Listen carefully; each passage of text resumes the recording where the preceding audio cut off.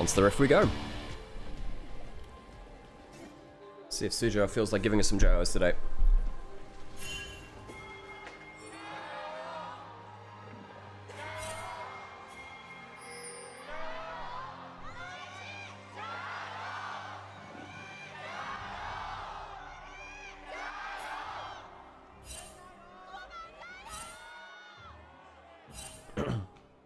Okay, I'm asking YouTube chat, who's got the better game here in game 1? Let's go for 3 games. Damn, don't wanna see the full best of 5, huh? Here's the better draft. Ah, well, isn't that a question for the ages? Always something that we question here. Neither team has a tank. That means that Poke Varus is more effective. Means that eventually Sivir just kills your whole team with a couple of ricochets, and the Equalizer is very effective too. I don't think there is a significant draft difference on either side. NIP have better aggressive combos, but FPX do have the Gwen W and the Galio ult to protect themselves. I think this is going to be a game decided on gameplay rather than inherent draft difference, and there are obviously games where draft obviously is the difference maker. Trading. Of course, not really easy against the Sivir at level 1. She just obliterates the wave if you give her just 1 second to chunk through those autos. Has missed all 3 of the first minions there. Leave, my dude. You do not want to be missing that early farm. Hey, it's TFC, good to see you.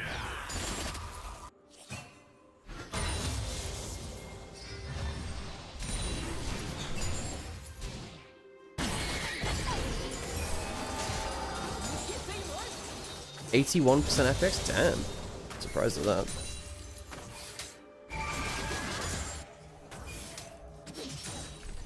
Easy push in for the Sivir at the early levels. This is one of the reasons why Sivir has been fine even into the likes of the Varus too, is that Sivir, just by ricocheting the wave, gets wave push. Very few things in the game stop Sivir from being able to hit the wave very early. You need a kill threat onto her, actually.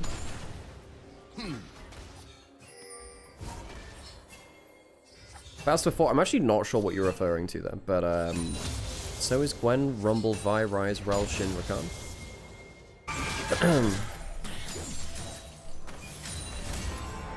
Actually not sure what you're referring to there. Okay, so what's happening with the early jungle path? Got a bit of a desync actually on them. Naya going from top to bot, JJ going from bot to top.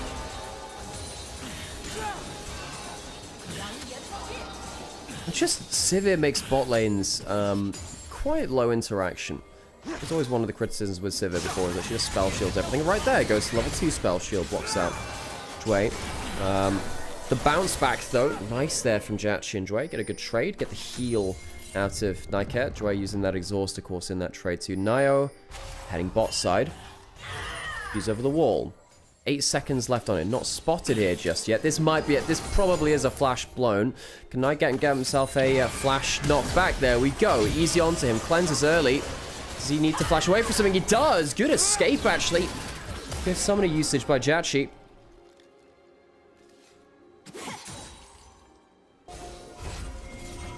It's going to be 3 summoners down, though, for the FPX bot lane. Nymaera doesn't mind blowing his flash. The immobile Varus certainly does. Nya's going to be slightly slower on his recall after his first clear than JJ. This can be somewhat impactful. Not all the time, but it can be. Both junglers going to recall for a longsword ruby crystal and then the control ward, as is customary for our AD junglers right now.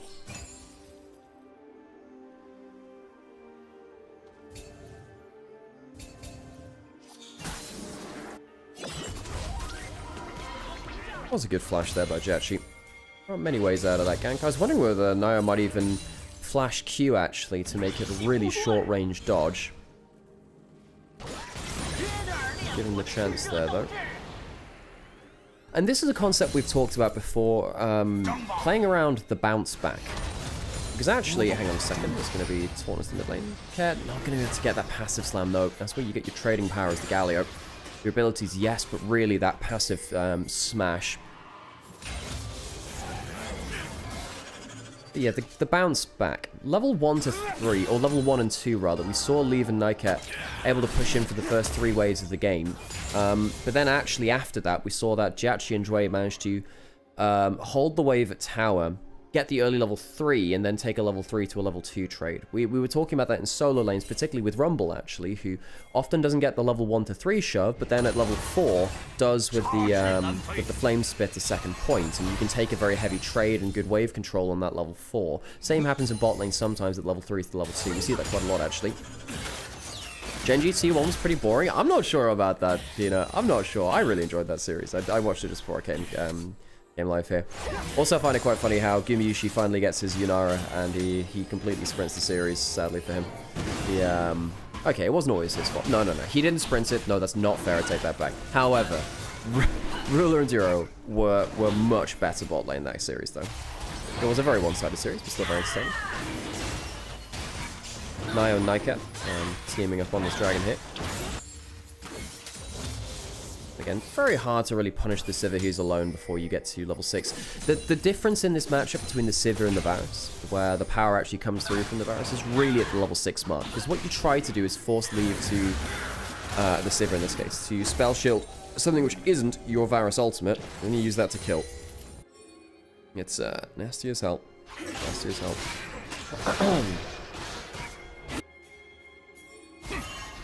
Sorry if my voice is a little off today, folks. I'm feeling a little under the weather. I think Sam might have passed something on to me, not sure yet.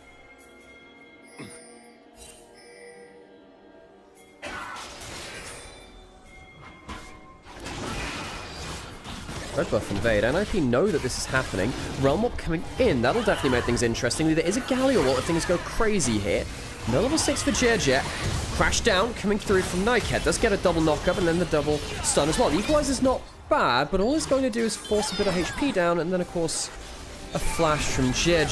Not bad from NIP, but also not the most explosive fight ever. Red buff secured. FPX don't get what they're coming for. They come out a little worse from the trade, but it's a minor loss if that.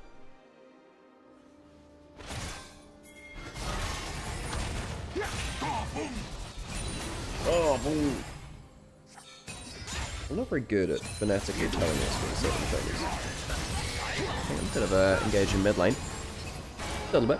Controlling those waves. Grub spawning soon, which is why mid lane push tends to be quite important for that stuff. That being said, you know, if we are playing around that mid lane push, there's no needlework, no equalizer for this first fight. The Realm Warp not being down, less important. You know, Ryze still has fighting power without the actual activation of his ult. Some damage on Square though. And Doomby's Ryze, of course, legendary. Legendary. I am staying hydrated. I've got a full flask full of water here. I'm gonna try my best. First, Grub gonna be taken by Nio. Might be a smite fight for the second. We shall see. There is a level 6 for JJ. Good burst. And of course, protection as well. It's gonna be 1 to 2 actually instead of FPX. Janio not able to get that second one before the enemy team turns up to smite fights.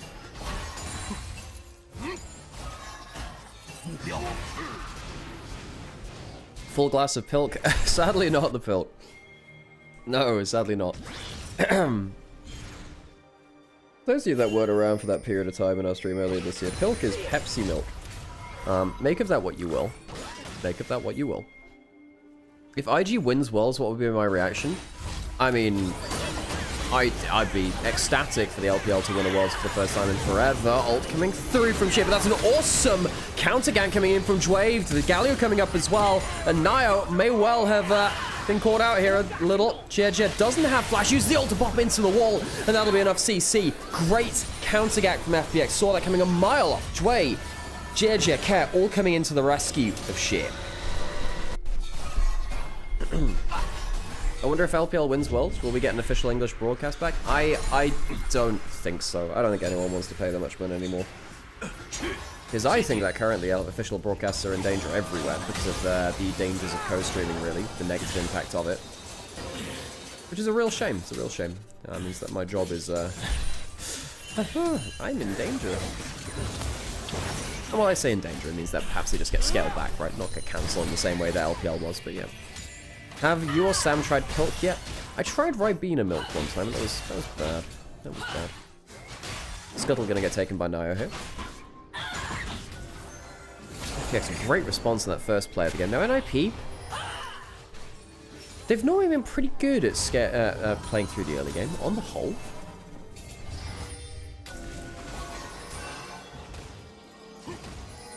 really, when things start getting tough, you have to look at someone like Solo Kill or Leave to start carrying through. It's not necessarily been Durnby kind of being super carry. He's been more of a facilitator.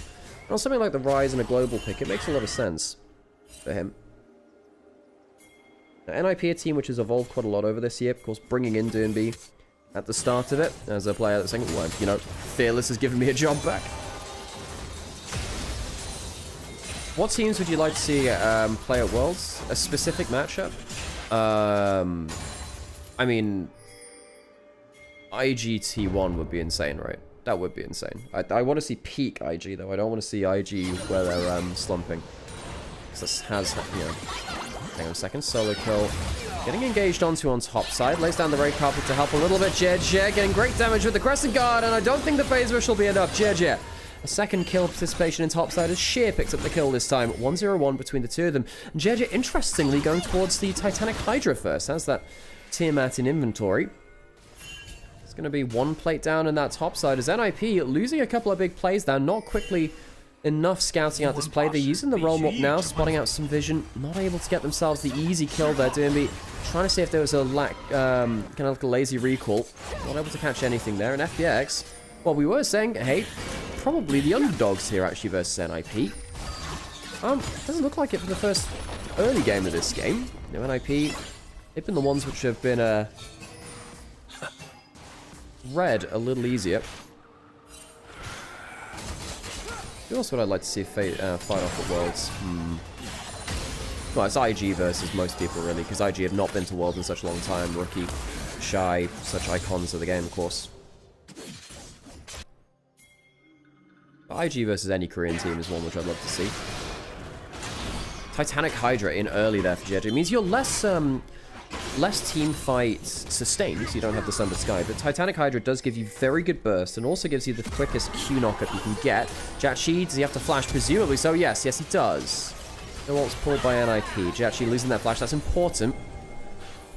Jachi, his later game team fights have been a bit of a worry. That's been one of the worries that we've had for FPX. Dragon now alive. Get NIP with everything but Equalizer. That's not true. Leave uses ult. That's what was blew that flash in the mid lane, actually. I just didn't see that running at the time. Sheer alone on bot side right now, but, you know, if Care gets into range, we'll have that ultimate. NIP will spot the Dragon being started here. Gwen is still on that flank. Arrow's landing onto Nio. Good poke onto him. Sheer doesn't go for a full engage. That might be a bit far coming in from Sheer. Gwen ult used quite well. The Galio is going to be cancelled, and because of that, then go for the full kill. Trey gets the charm down, gets the knockup, and Jeje going in with a huge ultimate too. The Titanic Hydra, remember that burst coming through. Jachi trying to stave off Leave and Nightcat, and I think FPX will walk away slightly better from this, question mark. Well, they do get the Dragon, so yes, I suppose they do. It's going to be an Infernal Rift for our first Rift of playoffs. Hey, thank you for the 100 share there, Fairytale. Brotax? Wait, what Brotax? For what is the Brotax being given here? Is it still possible for Bro to make... Well, someone mentioned it in chat, that's why. Who's the Bro of the LPL? Surely Team WE, right? A team that realistically should be bad, but occasionally has good results. So Nightcat managed to stop the Galio ult coming through because he was on a creative flank angle. It does open up the kill onto shit. Was Jeje quick enough to respond to get a return kill? W are actually like decent though? Yeah, they are. But I'm trying to think who actually... I think they're the closest team to it, right? And also in terms of like saying they're actually decent, they also have only won a couple of series to split to. The last series was one which didn't impact standing, so I struggle to put that into the same kind of level of importance.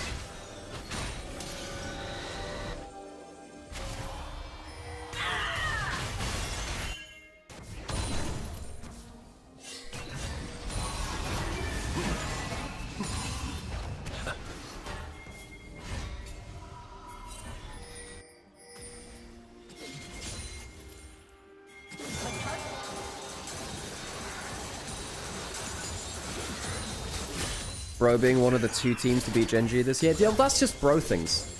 It's either them or KT, you know? And in terms of the KT of LPL, that's obviously Weibo over history. Though IG have occasionally gone into that point as well. I swear to God, if somehow Weber make it to Worlds over one of our top 4 teams, I'm gonna flip. I'm gonna flip, I tell you. Herald now started by FPX. Interesting news around the map. Well, Care has his ult coming up now. He could teleport up if he wants to. He wants to force a wave into bot lane to make sure that someone's losing farm. If he doesn't have teleport, has level 11, but NIP will not contest with the rise in the bot side of the map. And of course, more importantly, their jungler, too. Smite is not on the top side. Leaver's going to return to these Raptors. Took 1 or 2 of them earlier. We'll get them now. Damn, Vi damage is kind of crazy.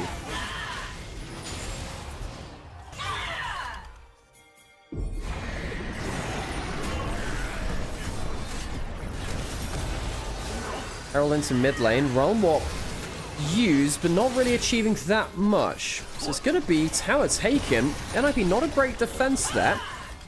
The start of this game has not really been what they wanted. Their engage has not been quite clean enough. FPX have just passively been winning out through a couple of different matchups. JJ now 1,000 gold ahead. Top lane tower almost falls as well. Feats of strength have been earned by FPX by taking that first thingy. Now, wait, no, they had the objectives anyway, so they did go through that anyway. So they get that triple feats of strength. Yeah. If Weibo make it to Worlds again, I think we just have to admit Xiaohu is the GOAT. How does he just keep getting there? That's a great question. Honestly, great question. NIP will finally get themselves a turret on the other side too. I say finally, it's not been that long on the other side. Being traded 1-for-1 by FPX. And FPX, big credit to them. You know, I thought they were coming in as heavy underdogs here. They've been very calmly playing out macro. NIP have not really given them that much to think about in terms of the, nice Q there, Doomby. Not really giving them that much to be worried about, you know?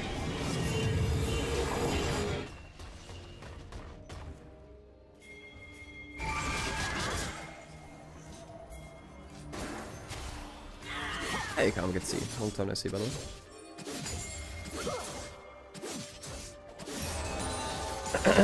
In a perfect world, I'm hoping top esports don't go to Worlds, but of course they basically can't fail and go. I mean, look, the thing is, like, top esports are a good team, and if you're not as, they are. They do fail at some big stages, yes, but the worst thing about top esports is much like the TSM or Team Liquids of the past from NA or something like that. If you're not good enough to beat them, then it sucks, obviously. But you have to be able to beat them. You have to be able to beat these teams.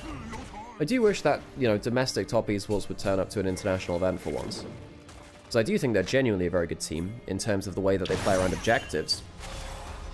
One of my problems with the LPL is the way that we play objectives in general right now. I think that most of our top teams are quite impatient with them, or they decide to give control over the pit and then try and retake it, which I think is inherently very dangerous against the best Korean teams, which puts us at a disadvantage when it comes to our top tier matchups. Gadget taking track. Wait, a little caught out here, but I don't think it's going to be that much of a risk. No, doesn't want to get dragged under turret denier, so it doesn't pull the ultimate. Not enough follow-up damage.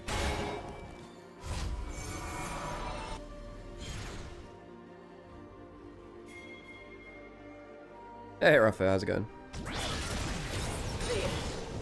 I forgot to pop in before the game started. My bad, Kate. No worries, Rafa. No worries.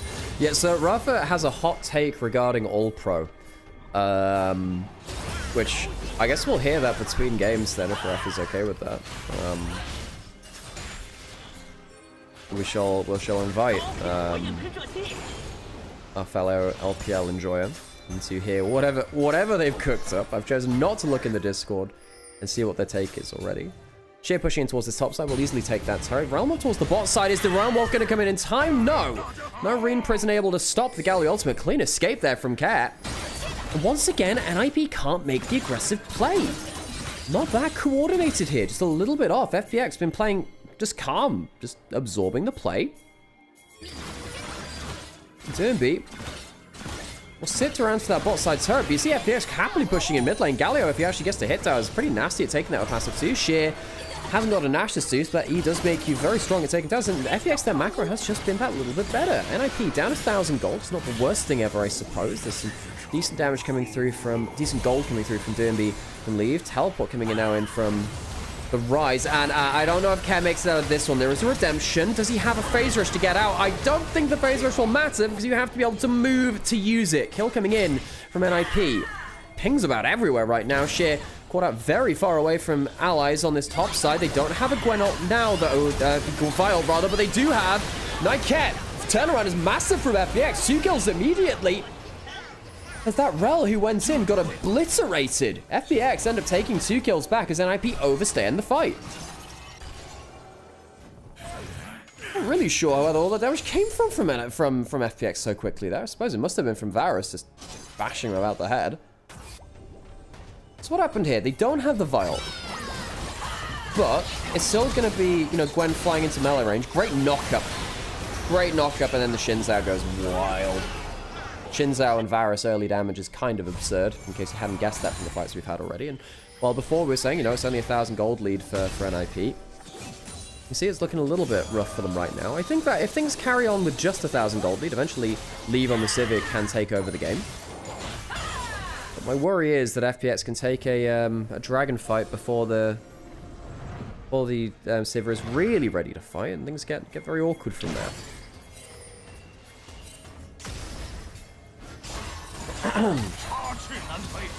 God, tell you what, I'm not feeling 100% there today, folks. Sorry about that.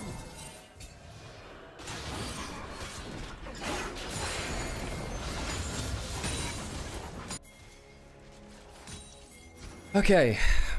Okay, it's some caffeine acquired. Doomby 1,000 gold ahead. Does have both of his stacking items well on their way to completion. The Seraph's already there. Rod of Ages 3 and a bit minutes to go. Atakan started. Well, this is where games go to die. Are we going to see an Atakan Ints, the classic LPL, or something a little bit more intricate from FPX? They're starting this up. How low is it? Under half HP. Nio does have flash, does have an ult to get into the pit if he wants to. There's going to be a smite fight. It often does end up being good CC coming in from Dry, which means that they've delayed the smite fight. And it's going to go to the Varus of all people. Kill onto the other side. NIP will get one. Both supports now falling. Nio on the retreat. Relmo trying to disengage as well. Not necessarily needed. Just the 1-for-1. Jeje going for the burst. Can't quite kill Leave. So close with the AoE. Nio will die instead. 1-for-1 though, as Varus ends up dying to Doombe on the other side, so it ends up being a grand total of 2-for-2 in kills, and FPX get themselves the Atakan. The fight continues. FPX going forwards again. The Xin Zhao does so much damage, but Doombe on the other side on the rise is ready to carry, getting through that Gwen. I think he can cut down the Galio if he's left alone with them as well. The taunt coming through, and the Seraph's shield means that Care needs to find a way out of the fight. The Winter War, not bad. One more skill might do it for the Galio, but I don't know if he'll be able to survive through it. And no, he'll be jailed. The Rune Prison being his demise. Doombe's rise let through in Game 1 of playoffs. And perhaps we're wondering why that was the case. FPX, it wasn't even the Atakan which kills them there, it's the fight afterwards. So the initial fight here is not awful. You know, they stop the smite getting in with the CC. Nyket goes into the backline as well. Both engagers kind of pulling their fight pretty well. Pulling their engage quite early, I suppose. And what happens on the other side here? Jachi gets hit by a bunch of random damage, like a couple of different electro harpoons. Jachi. Ah, that was poor from Jachi.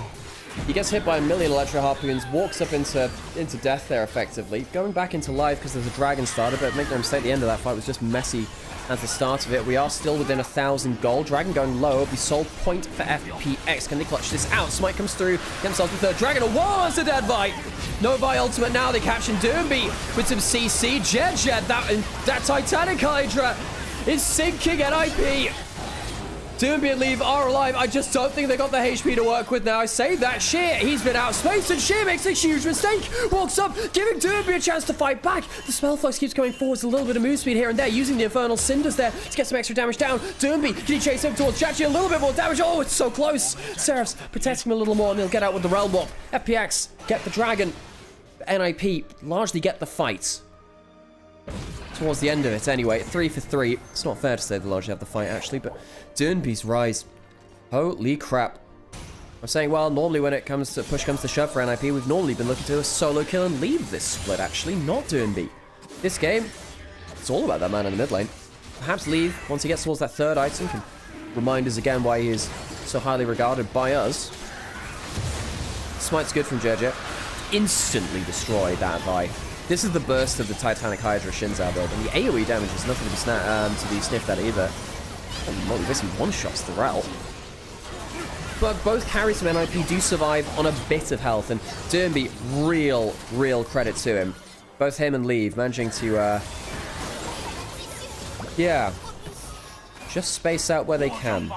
Very, very close to taking that last kill there onto someone. JJ, if he got himself back up those cooldowns, would have been a big threat again. No flashes to really force things in the way that they wanted to. And roll them up to safety.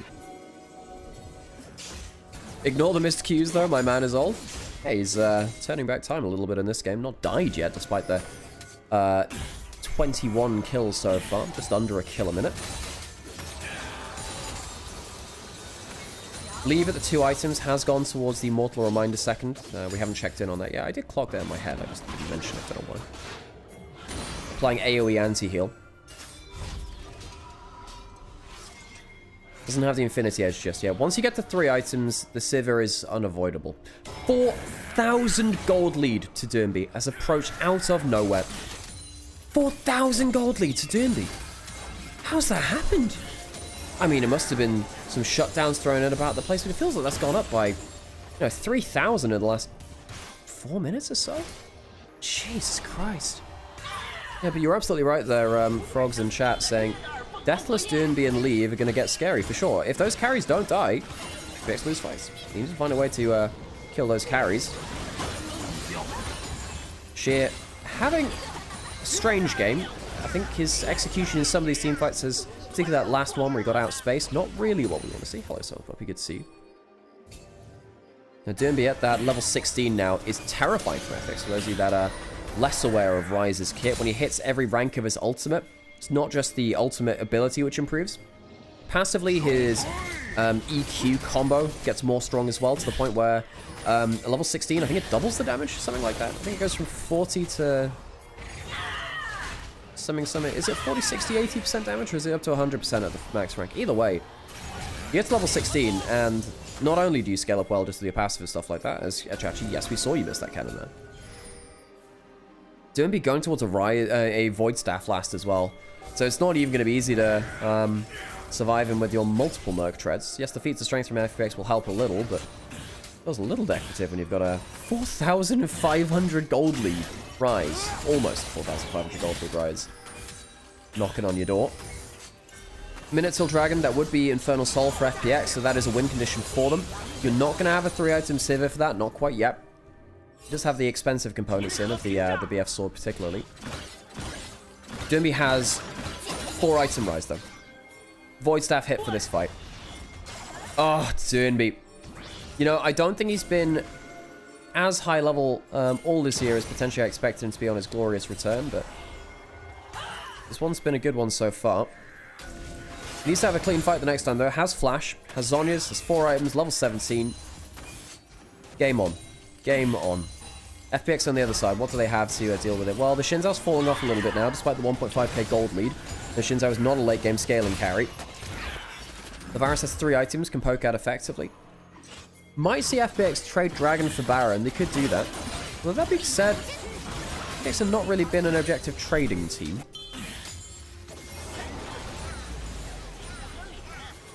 Kez opening a bookshop? Yeah, he only sells amp tomes though, sadly. Nothing more. Hang on a second, Realm coming in. NIP might be giving over the Dragon for this. They go in and they're trying to DPS it down. They might have to peel this off. It's only down to half HP. This is risky. Sheer into the bit. Nyket trying to engage onto the backline. The Galio ult is going to come through into the engage. One goes down already. It's going to be the Rel falling. NIP, they might have overcooked a little bit here. Tried to rush down the Baron, but the response from FPX was swift. And now the issue is NIP, they need to recall, get back in position to defend the Dragon. And they don't even have their ultimates to do that. Nio, my dude, you can't be sat around, sit here on Vision. They're going to give up the whole damn Infernal Soul. This is not worth it. Baron for Infernal Soul is not a good trade.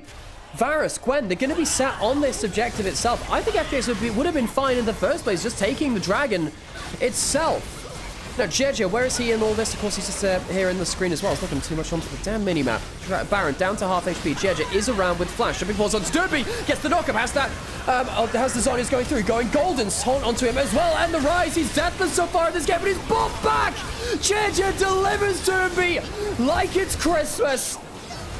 And JJ will rule the fight with a double kill. NIP, a disastrous mistake to start the Baron. It sets them behind in ultimates and HP. They will see the enemy team get Infernal Soul and the Baron in front of them. Call them ninjas in pinatas the way they got beat around there. And yes, I did steal that one from chat. Jeje, charging up his Q on the ward, then uses the Titanic Hydra to quickly get through it, and Doonbeat it's not in a safe spot. We were saying, look, NIP, deathless carries, scary. Oh, Jeje. He just instantly kills both carries. Jeje instantly kills both carries. Knock up onto Doonbeat. Flash forward onto leave afterwards. Insanely important fight from the jungler of Jeje. The 6th jungle change of the year for FPX. Yeah, I think NIP's Baron damage was not as good as they thought it would be. If they could quickly melt the Baron, perhaps... Ah, no. Jumping Boy's trying to get a red buff, and instead he's found a Varus. And he's found a Rakan. Pulls out the ultimate. Feels a bit of like a frustration ult at that point. Easy kill. FPX, of course. Oh, going to chase forward for more. It's a dead rel as well. The top esports challengers jungle support are a combined 2 and 12 right now. And the only 2 kills are on Nio. Nycat and Nio. Good duo between them from LDL up to LPL. Not been their cleanest game so far. NIP have struggled to make the aggressive plays that they needed to. The Baron buff. 2 grubs on top of it, giving FPX a hell of a strong push here. NIP waiting for the Gallia to push in mid lane. Sheer jumping forwards, using the Nash's Tooth to chunk down half the HP very quickly. On that, the Varus just missing. That could have been the end of the game there, you know. Solo kill deal, and it might still be the end of the game. Anyway, Doonbeat taken to low HP. Should just be Nexus turrets and out now. Maybe even a mid inhibitor, but I don't think they can stay for that much more on the HP. They're on Nycat. It's an airball. It's an airball from him. We talked about the support matchup being important. Well, Nycat has been the second of them here between him and Shui. Leave obliterated. Doonbeat, not much better. Solo kill, the last one alive, but he won't even be kept that way as a messenger. He'll join his teammates as FPX slam through the late game objectives to crush game 1.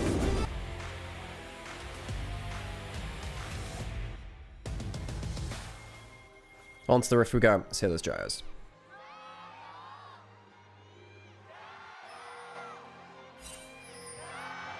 敌军还有30秒到达战场，碾碎他们。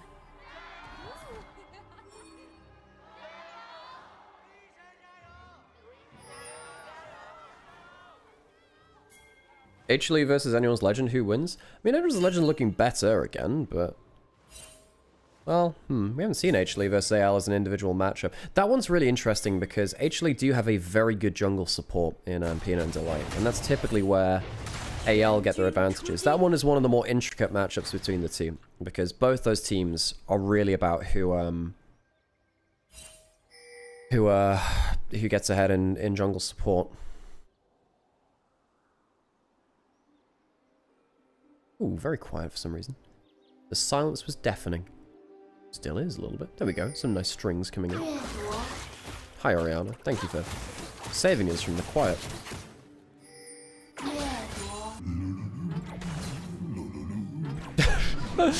Oh, no, let's get that good hook at the level 1 into the Foss Bomb too. Ouch.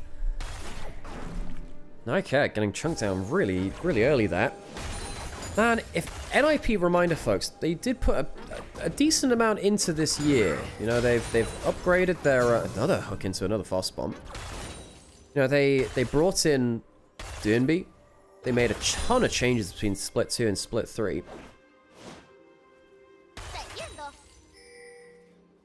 NIP, their year could end here if they lose out on this series. FPX on the other side. I feel like they've somehow modeled it together a little bit. Been quite poor in this send group. Oh, zoning off for the wave. I don't think it's going to cause any minions to die, but still. Hey, good to see you, dear.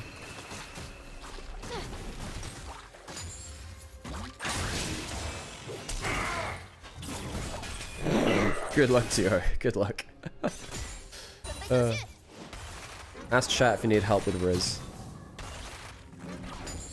Actually enjoy getting easy push in this bot side. The hooks into the Foss Bombs were really nasty.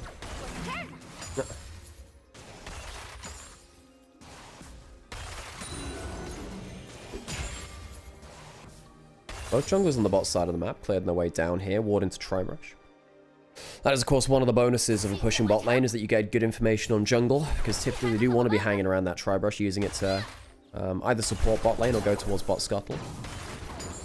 Leave getting that right-click tap onto the Corki. Another hook in.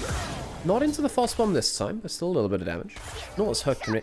Weirdly, Nautilus Hook can be quite... hang on a second, jump over the wall. It's going to be the Exhaust thrown through. Exhaust for heal. Still the HP trade in favor of FPX. You see how these incremental trades, they make difference over time. Leave starting the Cull. I didn't even check that before. Why did I not check that? The Cull coming in from Leave. So he really wants to say, look, I'm just going to soak up farm. That's why Jachi and Joy are really fighting hard early. Saying, let's just get these incremental trades. Leave may well reset early just to get a lane swap in. It'll save the Embesser from the Renekton a little bit too. You can see that Shear's on a 10 CS lead there. NIP need a lane swap, I think. They need an early lane swap. Get these lanes swapped around. Doesn't really matter about matchups at that point if you're in a 2v1. If you're in a 2v1. Alistair recalling now. And then eventually NIP just hope that Leave can carry. They've done that a few times this split and said, look, Leave, take us to the promised land. I think Leave's been great this year. On the whole. If you look back to split 1, NIP were in playoffs there. Against Top Esports. They, I think the game 2, Leave's game against Top Esports, game 2 on the Jhin. They lost that game, but oh my god, what a game he had. One of the strongest individual AD carry performances I've seen all year. He only died once that game, and it was the one which lost him the game, actually. Oh, Jachi isn't... It's not Chicken Jachi! He's wearing the wrong Corki skin! Oh. Oh, what? That's sad. What do you mean you're not using the chicken Corki skin?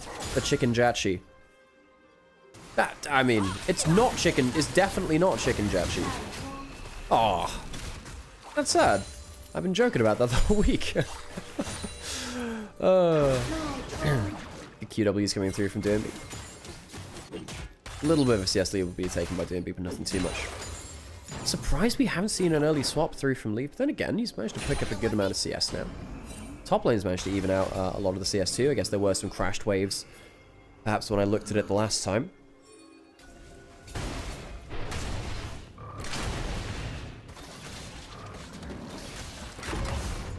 There's my favorite D&D bard player. Yeah, that's true. Yeah, we were playing D&D yesterday. We had a very funny moment in D&D. I say that there might be a hook coming through here. We might even see a 3v. We might even see a 3v3 here. Both junglers are down here. That's what this looks like it's gearing up for. Where's the hook? They'll want it onto the Alistair. Flash away from the hook. Leave. Seeing JJ behind him after using his dash. Okay, alright. Flash down. No 3v3. But yes, we had a very funny moment. Oh, come on. We might actually see more fights here. That's the problem. I wanted to calm down because I don't want to be talking about goddamn anecdotes and then have it interrupted by a fight. Oh, Scuttle. Is it available? Is that what... Yeah. No, it's not. Jedja, you missed the dragon there, my friend. That's not how you hit the dragon. There you go. Aggroing it now. Yeah, so the funny moment was... yeah, we had to, like, rescue some prisoners from, like, a dungeon. And I got the guards to fight their own skeletons. It was very funny. Okay, Shockwave to mid lane. Now jumping forwards. Does he see this? I don't know if he does. It's probably Flash Blow. No, wait, no, the phase rush. That's enough. DMB, good trade onto him all the same. Ked doesn't have enough HP to fight. Means that FPX do need to get out of there. Jeja has Flash, has the wall stun as well. We'll be able to get through both walls safely. So Flash used from Nyket. No great follow-up there. FPX will get out with the dragon and the jungler's life.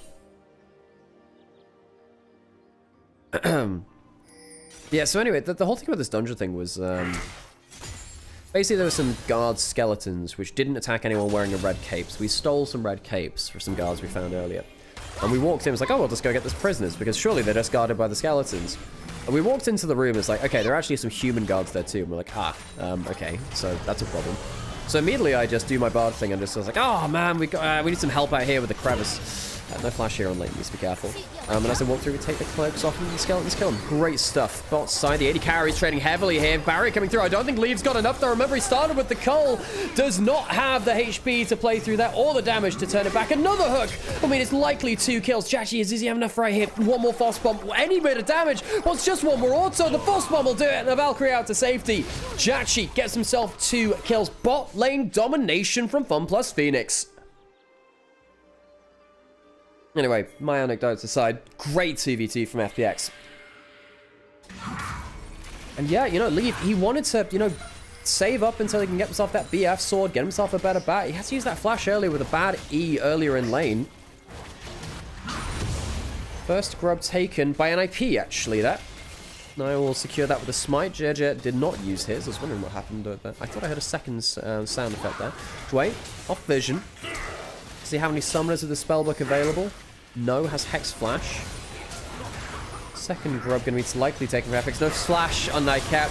Not really sure why you're walking up there, buddy. He had the spellbook smite. That's what he wanted to do. See if he can get a cheeky one in there. Trader's life for a grub, potentially. Now he's just Trader's life for nothing, really. Nothing. 2 grubs over to the side of FPX. First one was claimed by Nio. Just giving an extra kill over. I don't love it. I don't love it. So here's what happened on the bot side. Hook lands onto Leave. Oh, Dway uses his auto attack as CC. See that? Cast the hook just as Leave wants to be casting an auto attack. Means he does cancel the auto, but you know, the CC's technically already in there. The best players in the world will use your animations and use your auto attacks even as CC against you. Zero got, yeah, Ruler just got a pentakill on the Zero, by the way. Jive on top side. Shear's going to kill. Poor solo kill on the top side. There's nothing solo about that. Shear's going to get himself a kill, and he's going to get himself 2 plates, maybe? See, is anyone roaming up here? No, it's looking all Carthaginian. No one's roaming at all. I'm funny. Please, yeah. I'm gonna save that for a bigger cast. Oh god.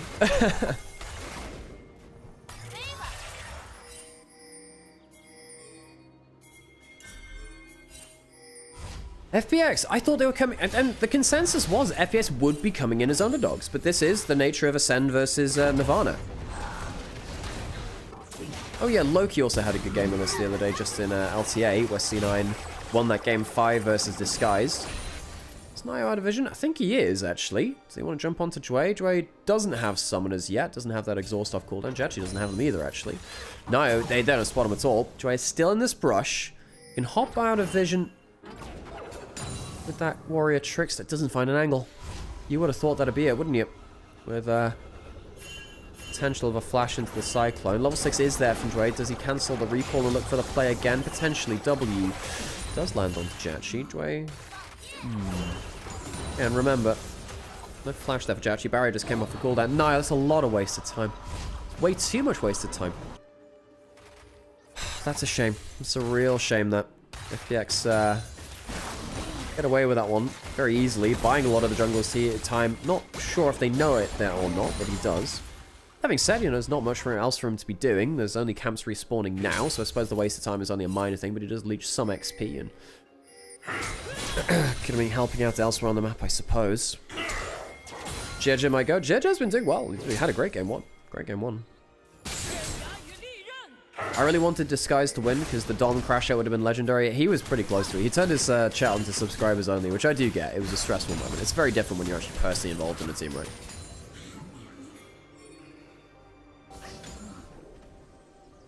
Good warning put out by Dway. Dway's had a good series so far. I'll say that just the first game and a half. Laning phase has been good here. I did put Dway in my top 3 for all pro, you know. Him as my 3rd. This guy's been really, really good for a long time now, actually. Actually getting some damage down there. There is the potential of a shockwave coming through. They're going to try it.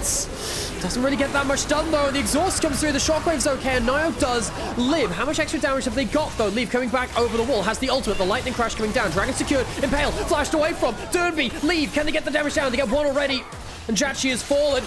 Be another kill. Care goes down. No one coming in from the top lane. FPX going to lose 2. Not able to kill Nio. Nio. High enough HP for now. JJ, can you get away with a blast cone and a wall tunnel? I think he can do, potentially. Ah, no, he's going to go for an... takes no damage. And then look for the execute. Why would he pull the shield on then? Okay. He'll die to an execute. No kills going over to the side for him, at least. 2 kills from that fight. FPX did have 2 kills on the Corki, but now with a kill and a cull cashed in, the Zeri's back to even gold. So the flash in was... okay, I suppose. Didn't want to pull the North Assault too early. Surprised that the kill didn't come back in. Great Zeri W. That Zeri W takes a ton of damage off. Flash over the Impale, and that's it, isn't it? Lightning Crash, the movement speed is causing issues. That's a problem. FPX just gave some gold over towards Leave Zeri. Leave has been damn good at carrying from ahead.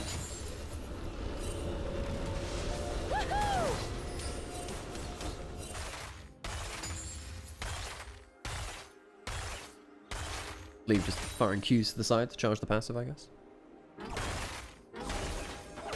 That guy's gone over towards the Ghost. Can potentially run around the map now with that.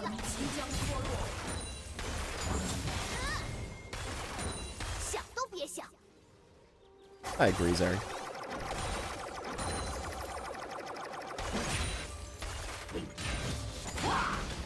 Based in Jue build, perhaps.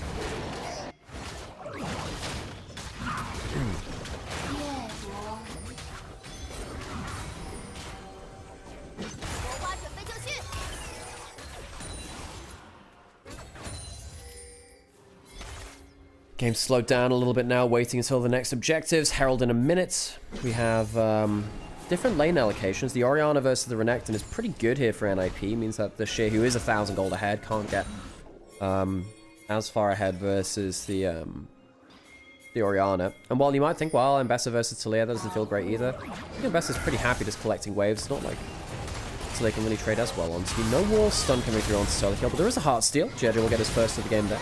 Hook onto the wall, Spider-Naut out to safety. 1,000 gold lead for the Orianna, going towards the Seraphs. Ken not completed his yet, completed his a little later. Also stopped off tier 2 boots, the Alternator on the other side for DMB, who may well be going towards Shadow Flame.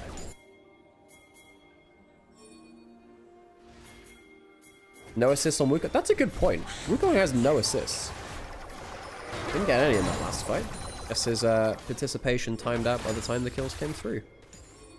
Herald now alive, JJ. Aggroing it, now off vision. Doesn't have flash, does have Cyclone. Jachi has a barrier, has flashed his... I mean, he's too far away from his teammates for now. Leaves going over the wall, and Jachi is out in trouble. He's out safely, though. JJ, now he's the one in trouble. The jungler might go down instead of the AD carry. NIP, clean engage. Nio coming out of the fog of war, impactfully so. FPX not able to protect both their AD carry and their jungler. No follow-up damage. Really quite a problem that Sheer has not made his way into any of these fights yet. Made his way. Misspoke there. Sheer not getting involved in these fights is a problem. He's really far ahead early. Has that first item black cleaver spike, just wasn't there in time. Didn't find the angle. Would have thought if you get into that back end of that fight, surely you'll be able to close someone down. There's no cleanse on Leave, by the way. Pretty sure that Sheer manages to flash stun Leave, just dies. Be a huge problem later, actually.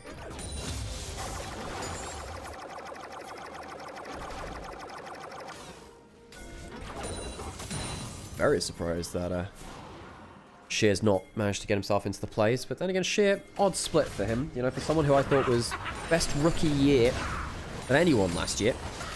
If you look at the skills which he developed and the level of play he was showcasing in JDG. Not really been the sophomore year he would have wanted. The sophomore slump. The second album syndrome. Not everyone can make a Meteor after Hybrid Theory. Second album is often the most difficult one.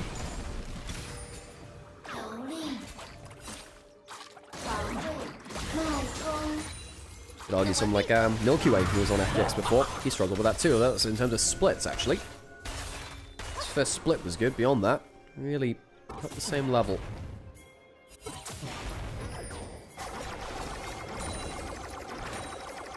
It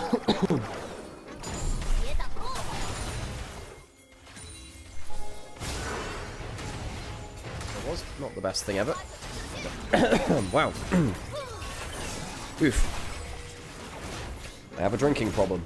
Linkin Park mentioned. Linkin Park are my favorite band. I saw them 3 times before Chester Pass. Make Chester proud. I have the this tower's gonna fall on the bot side. Second tower of the game. First was taken by FPX, gave him the feats of strength. Dragon now started. FPX could get an early third dragon and a soul point for themselves, so they claim this.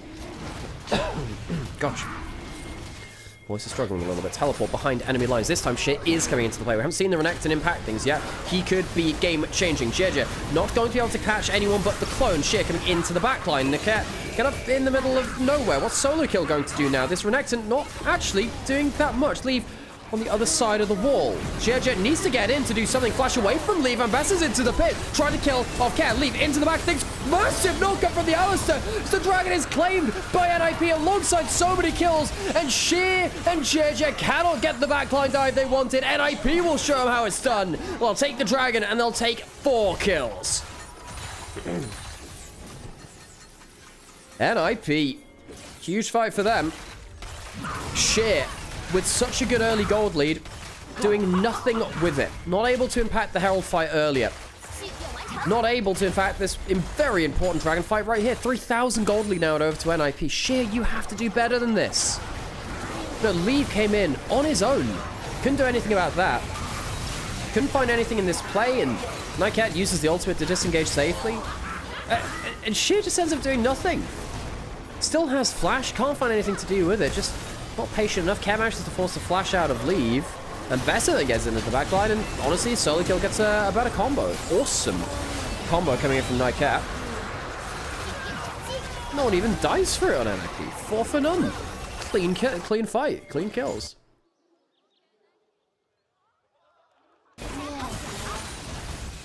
Care, good trade onto Doomby. That takes some turret aggro as well.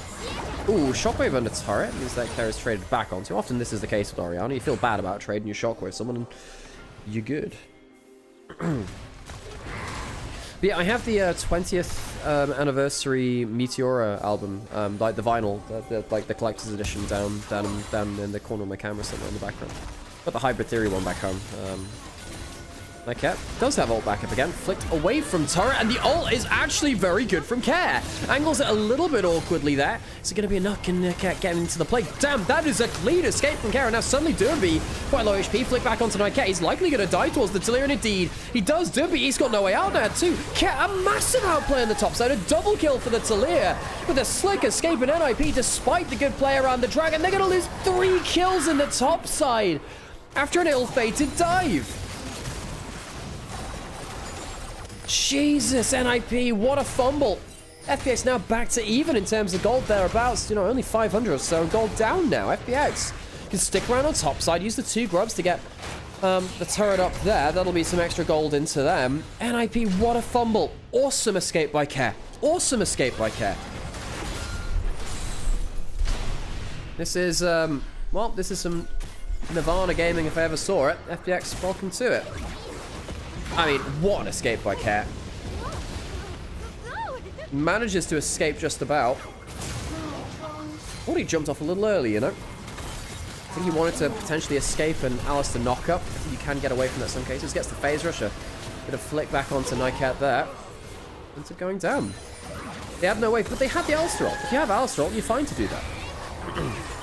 You should be able to take a flashless Talir out there, but the flick back into the ult means he's safe there. You should normally be safe to do that. Alistair's one of the best champions at diving turrets in the game because of that. Didn't make a difference there. So, back to even. FPX even a slight gold lead. How the heck did that happen? Doomby's individual lead cut down. Does have the, you know, good burst damage of the Seraphs into the Shadow Flame. Especially if you can finish people off and not take people down from full HP and instead do damage to people who are under 30%. Wukong didn't have ult. They should have waited for Wukong ult to knock him out of ult. Yeah, but the Alistair should be able to do that anyway, realistically. Couldn't do that there. I don't think they needed it. It was a good timing to do so if they could find it before FPX could rally in time. They just couldn't. Second item now in for Care's gone towards that Leandri's second. 2 items in for Jachi, who has the Muramana. That being said, Zeri's getting very scary now. How's the Hurricane? Hurricane Leave has hit the shores of Summoner's Rift. Take your way to the Typhoon bunkers, shelters, storm shelters. That's kind of life. Sheer really needs to impact the next fight though. Teleport coming in soon. You have to imagine Sheer. You got to come in quickly. Once he's not. He's gonna be too late. Troy goes down. Nightcat just about living. Where is the teleport from the Reactor? He's coming into the middle of the fight. Has himself the graded boost, but Sheer, you have to wonder again whether he could have teleported in, looked for a flank. Wanted to get the upgraded boots, but Joy's already dead. Nightcat has teleport to make his way back into the play. Can they get another play before he comes back in? No. Sheer uses the E poorly there too. Flip back misses. Sheer having a poor game on this Renekton, and genuinely that could be win or loss difference here. Going into that Tri-Brush. There is still a Shockwave, a Cyclone from NIP. They have everything but the Alistair ults. Dragon now started. Shea getting a little bit of rage from attacking that. JJ walking into the pit does have the Impale. I'm a little bit worried here for FPX. Wait, can he come back in time? Perhaps he can. Hang on a second. Here we go. Yes, he is back in time. Great Impale coming through. And Alistair goes down, has no ult. Shea finally into the backline. And FPX, can they shut down? Leave the Zeri. Starts popping. There's Lightning Surge doing well, but it's a wall stun. And finally, the Zeri is dealt with a triple kill to Jachi. The Dragon went the way of NIP. The fight goes the way of FPX, and they will take themselves the Atakan after 5-for-1. An Atakan to FPX. They don't get themselves the Dragon, but they will get themselves the fight.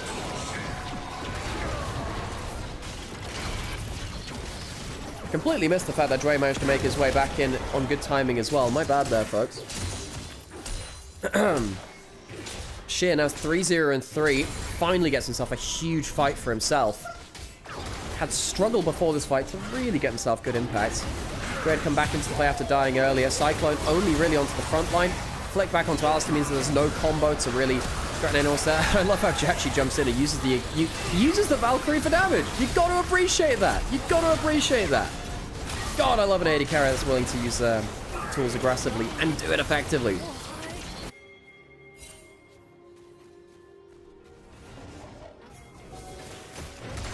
Naya has his worst series. Naya's struggled a little bit versus JJ, hasn't he? His team fights have...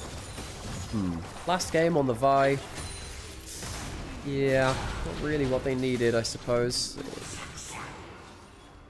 I think FPX were much better at playing defensively last game, which of course is very, very good against a Vi. If you play defensively against it, the Vi is often the one looking a little bit stumped. Sheer now with an almost 2,000 gold lead versus solo kill. Going up towards maybe Shojin next. There's a lot of people over the wall here. Having said, NIP pulling at people towards topside. Ghost pop by Cat, some slows coming on to Sheer. Knock up a bit of a Spider Knot away. Dre might still be in danger here. No, does have the Cyclone, won't use it. Just some damage onto Sheer. That's kind of it. Yeah, teleports towards that top side. Has the upgraded Ionian boots now. Although, to be fair, I'm pretty sure 99% of junglers in the world will struggle against JJ. That is true. I really think JJ's great. I think JJ's great. I think this guy is you know, one of those very special talents out there. I think we're, yeah, lucky to have some very cool junglers here in the LPL right now. I think Tarzan, Kanabi, JJ.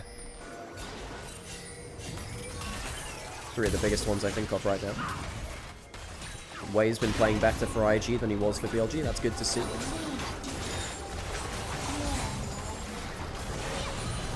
JJ going through the wall. Does have the Impale. Nymaera doesn't have Flash, but could have cleansed an ult for an ult, of course. Could have traded them. Solo kill over to the side. Sheer. It's a bit of a play there on Solo kill. Solo kill might actually start winning these matchups now. He's level 15, 2-item investment. Once he gets level 60, the extra armor pen and the Omnivamp goes kind of crazy. The hook did miss there, of course, there from Dwayne. 3 items from Jachi. Jachi going towards this collector third build, which for some reason people love. Solo kill caught out a little, has to flash away. Of course, can't dash easily away from its layer because that minefield. Ult for flash. No easy access into the backline now for solo kill. Not easy here for him to follow up. Dermby has Seekers. Could be crucial for this fight. 3 items on leave. If this Zeri manages to have a clean fight, that's pretty much game over there from FPX. You cannot allow this Zeri to have a clean team fight. Ist verboten, nicht erlaubt. JJ. Yeah, chunk down a little. No, you're gonna get chunked because it's completely into shields. Baron, there's a ward on it. FPX don't know that there's a ward on it, I suppose. No, they do. They do. They have pinged it out before, so presumably they do.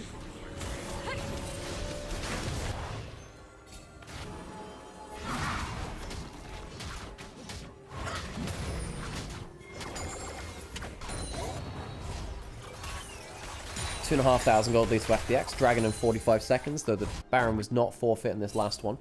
Dragon, of course, largely where FPX won out last game. NIP not playing well against the late game objectives. They made the wrong choice to rush the Baron, giving up the Dragon, and then of course not able to get the Baron themselves either.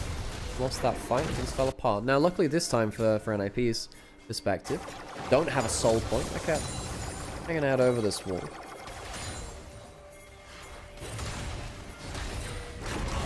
Dragon in 10 seconds. Valkyrie not cancelled out. Jachi managed to get away from it. Impale not doing that much damage. Flick back onto Nio. He's low HP. Nycat and Nio, neither of them finding their mark. Flashing forwards. Nio trying to get away from the ultimate. Flick back at the jungler's dead before the dragon. NIP, they lose their smite. They lose their jungler. Jway, a very important pick. As NIP's jungle support can't land the engage. This duo, which has been the engine room of NIP for so many of their games. Stuttering, stalling, FPX, unable to, NIP rather, unable to play around these later fights. Leave has so much power, but doesn't have a platform to play off of it. Nio really struggling, and you can see how much of a difference that's making, sadly, for NIP. Leave getting some damage onto JJ. Solo kill, might be able to find out Sheer on the side here. Just dragging over to the side of FPX, no Baron start just yet. Nycat sweeping up for some vision.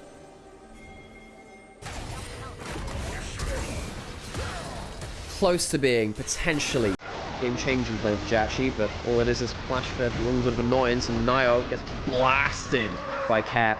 I think Cat's been the player of this game, folks. Flash for the knockback over the wall as well. Oh, Cat. That was slick. I think Cat has had an exceptional game here. Red buff secured for the team of FPX.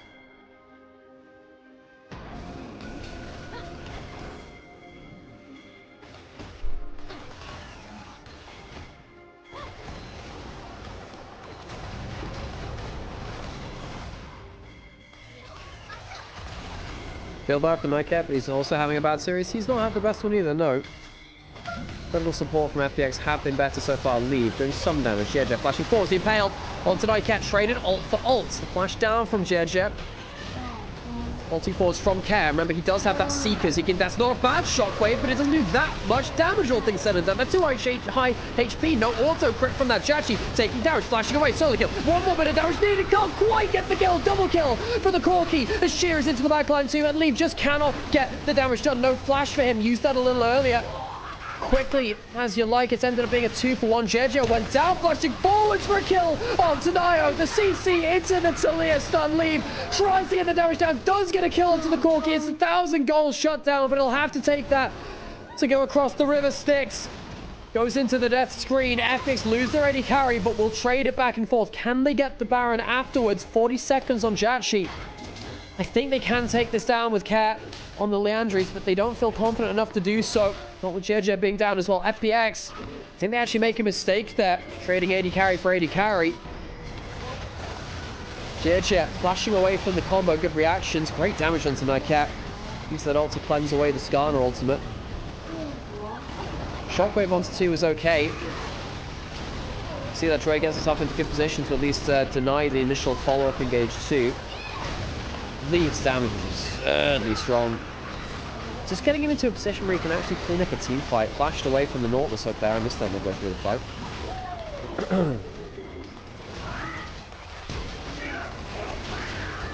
Leave. Caught out midway through that dash too. Shui forcing the flash, then landing the hook there at the end for the kill. Great game here from Dre. That's fair. That's a fair play too. I said earlier, perhaps player of the game. I think Dre is also in with a very strong shot. It's between the two of them right now. If they were to win the game, of course. 3,000 going on 4,000 lead for FPX. Have that Attica with the extra XP, the extra gold as well. Not gold, the extra adaptive force. 4 items for Jachi now, but the same can be said of Leave, who's 1,000 gold ahead, has himself a QSS. That's important. He can get himself out of Skarner ultimate, the Renekton stun. Shit. Speaking of that, just hanging out on that, bro. Should realistically now know that he can't deal with the tearing nearly as easily.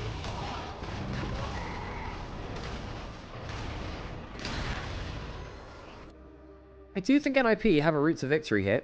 You know, good enough shockwave, enough space ball for Zeri. Zeri can do some unthinkable things.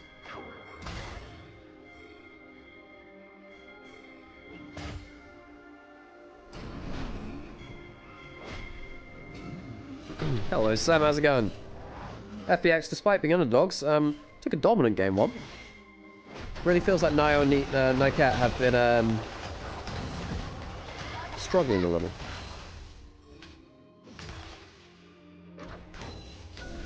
And 20 seconds now for FPX to get themselves a potential soul. NIP wants to deny that, of course. NIP, it is all about whether Leave has a good fight. Flickback missing here. FPX have been good at setting up CC for the Taliyah combo coming through. Jericho caught out a little bit. He's not going to be that tanky, Nycat. He's pretty tanky too on the other side. It's going to be a clean kill onto the Scarlet. He's too far away from the rest of the team. Nio into the backline, as is the Ambassador. She tried to do something against the Zeri and immediately pops. NIP, they find their fight. A quick pick onto Jeje, who is too far away from the rest of his team. Cat will be able to get out to safety. A slick escape, not even the first one of this game for him, but it's a soul denied and Leave. Flexing the muscles. NIP will claim themselves a late game objective. And FPX bloodied from that fight. Gold lead back to even.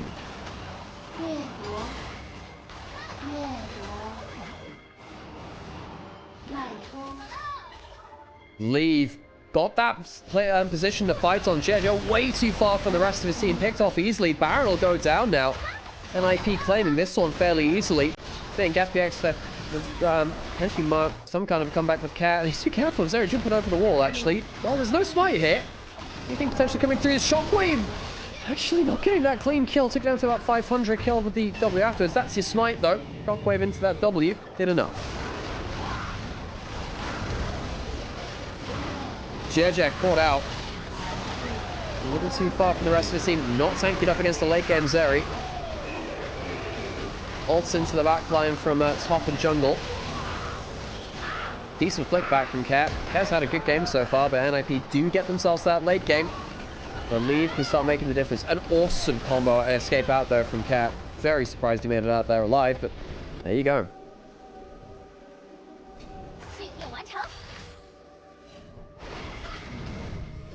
I do wonder whether FPX have been outscaled now. I do think that the Orianna and the Zeri at this point do a lot more work than the Taliyah and the Corki. Well, that's not always true. The Taliyah can do. I think they're sometimes a parity, but 2,000 gold behind. Yeah, that hurts a little bit more. The Renekton has certainly fallen off too. I think Sheer failed to use his early power some of the ways that we would have wanted to. And don't let that gold lead distract you, really. The Renekton is not going to be nearly as powerful as the Ambassador has been at this point.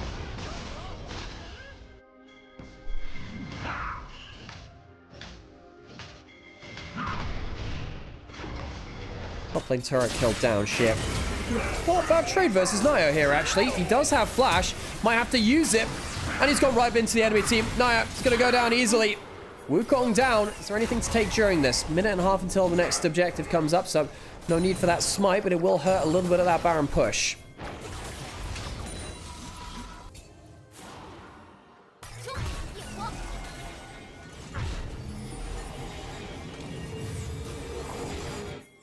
Recalls coming in from NIP. Baron buff not going to be the game-ending tool they would have potentially wanted it to be. What's the jungler split pushing for? I was just thinking that, and I thought, how do I bring that point up in the right way? I should just brought it up. I was surprised he was alone on the top side there. Ends up dying for it. Especially against the Taliyah, you know? Taliyah's pretty good at it, you know? Killing people alone in side lanes. Walls into the lane. Kills him. Leaves. Golgraph is typical LPL.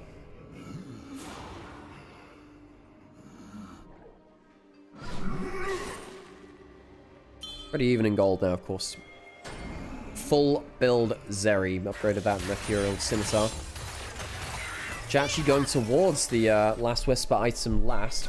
I do wonder about the value of this collector, you know. It can be okay versus something like Derby or Leave, but I just don't see the value of it against most of the targets you're hitting. Especially later into the game where base armor becomes a bit more of a factor. Like, Zeri has base armor of 90. Oh, Collect has 12, wasn't we call it? 12 lethality. It's not bad in terms of some of the stuff you get from it, but would you prefer to have a Lord Dominus Regards or a Mortal Reminder just because of the percent armor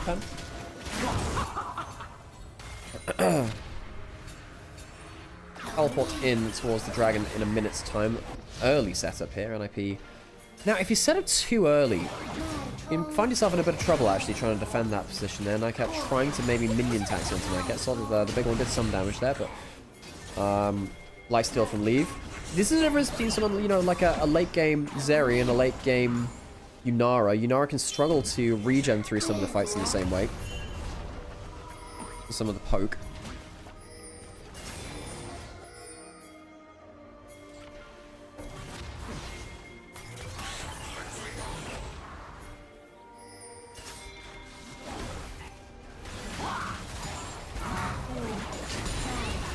Fighting over the mid-wave.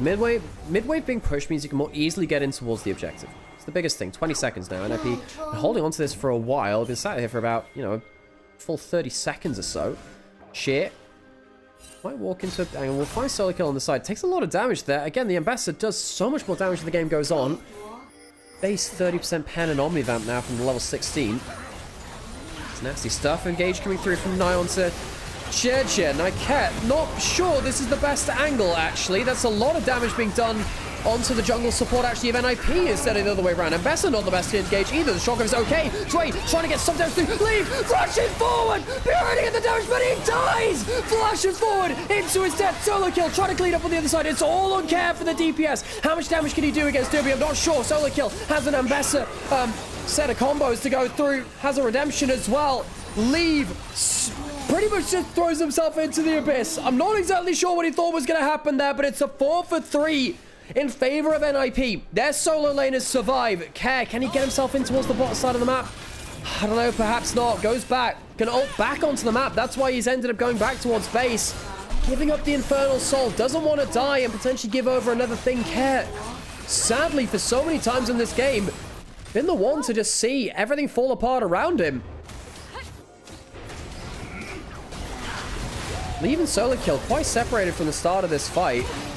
Nycat trying to separate Jeje away from the rest of his team. The Skarner not that tanky at the end of this. The Ambassador landing on Jachi with flash available. Shockwave lands onto them too. See that Jachi, ooh, flash away there. Great reaction timing there from Sheer, by the way, to flash on towards Leave. Jachi still has flash here. No, he doesn't. Oh, he died. Sorry, no, that's my bad. Didn't have that flash towards the end of that. See how much more value the Ambassador brings in the late in terms of actual DPS threat. Not bad there from Shift. 4 Infernal Dragons stacked up for NIP with their Infernal Soul. We are going hyper late game, and well, now you got to imagine NIP have the huge advantage. It was an advantage before, because I think the Zeri's better than the Corki in the late game, as is the Ambassador over the Renekton. Baron now a likely starting option from NIP. No flash from Sheer to close down Leave. I think flash for flash. Often the Renekton can come out the best of that, catching you off guard, but with no flash, Renekton really struggles. Death cap completed for Cap. No magic pen, which can be a bit of a problem into the late game, but death cap is death cap. Full build in from Jachi, but it's just not the same as a full build onto the Zeri. Nycat, no flash himself. Jeje struggling as this game goes on, actually. He's been separated away from his team, and the Orianna and the Zeri have been gunning through him very effectively.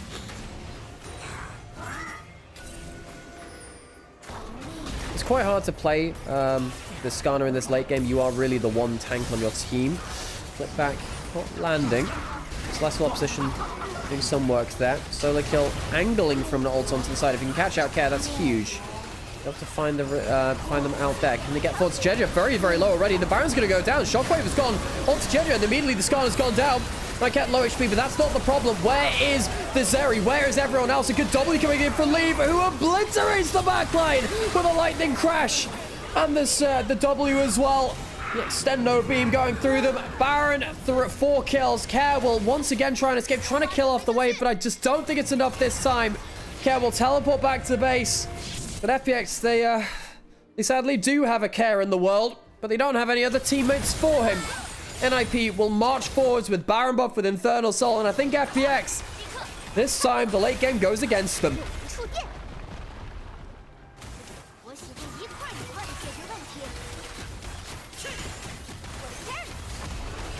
NIP walking forwards. Will they end the game here? Perhaps not. 10 seconds on Jeje. Only a handful on Jue as well. game will go on, but NIP have themselves Baron buff for another 2 minutes. They'll have themselves the Infernal Soul for the rest of the game. 3 minutes now until Elder. Perhaps that will be what it really needs to finish the game, but 2 minutes left on Baron. I can imagine NIP doing it in that time span as well.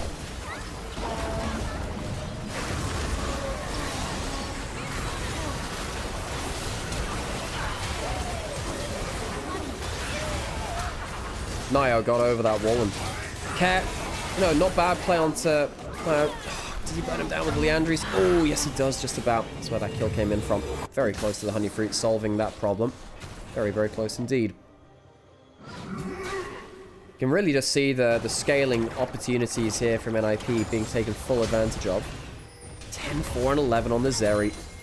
Started with a Cull, the 2v2 was a little bit weak, and then... You know, the 2 early kills around that first dragon of the game. Was the first one? He was. Allowed Leave to play from a little bit of a better standpoint. FPX not really able to play around the early Renekton power point either, actually. I think Sheer probably kicking himself and not able to impact the Herald fight, the Atakan fight quite as well either. Actually, no, the Atakan fight was fine. There was one just before that, which was a bit of a problem. Had a 2,000 gold, but you couldn't quite capitalize on it. NIP. Their carry is doing great work in this series so far. Leave and Durnby. Even in the first game, doing great work on the Rise and on the Civet. Looking forward to Care, trying to wall people off. Flash forward onto the Talia. Can they take him down? Care has been such a stalwart. But this time, he's just another meal on the table. NIP, a shockwave through. Damage everywhere. And the Renekton cannot answer. We'll have a Guardian Angel. But I think he'll be departing back towards the pearly gates afterwards. This does manage to get one back on towards the Alistar, but that is not really going to save the game. FPX drawn into an even series, 1-1. NIP slap back. And will give us at least 4 games today.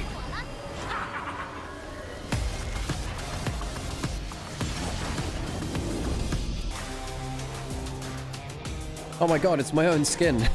Wait, there's 2 of my own skin. I was blonde once too. Wait, Viego Victor, Jesus.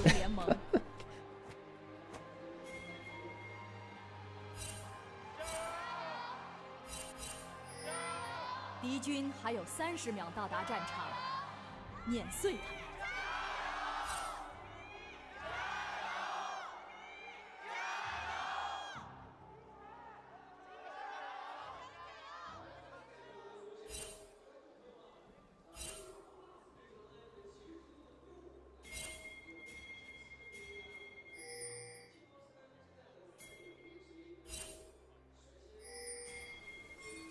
全军出击 Standard 5-man fan at the start of the game.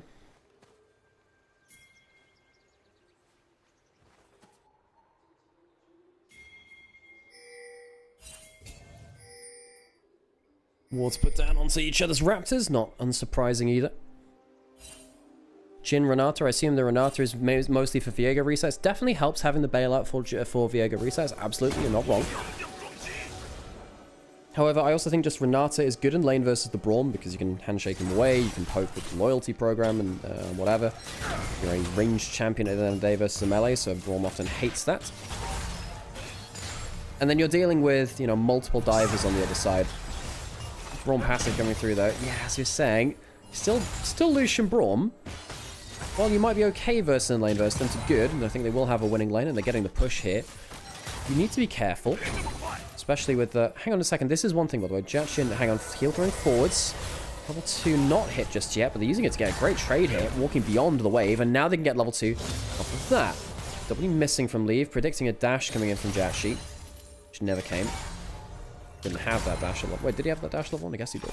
Maybe not. No, it's Q start, isn't it? In that case, don't know why he did it. Don't know why he did it. Level 2 will be hit by Jatshi. Enjoy under the tower. Hey, it's all good to see you. Most of the Nirvana top laners are elo held. Zuka, ZDZ, solo kill, Jiang, and will do better. Cat. We'll see if we can do better than this mid lane here. Stun's not going to land. Cat has that Q3 stacked up. Safely gets out. Does he lose any farm for this? Perhaps 1 or 2. Durnby not at level 3 just yet. Gets a quick Q reset there. Nice. Gets the E on target as well. One of the big things about Victor's laning phase, you want to be very slick with those Q insta autos. Kind of like Riven combos, actually.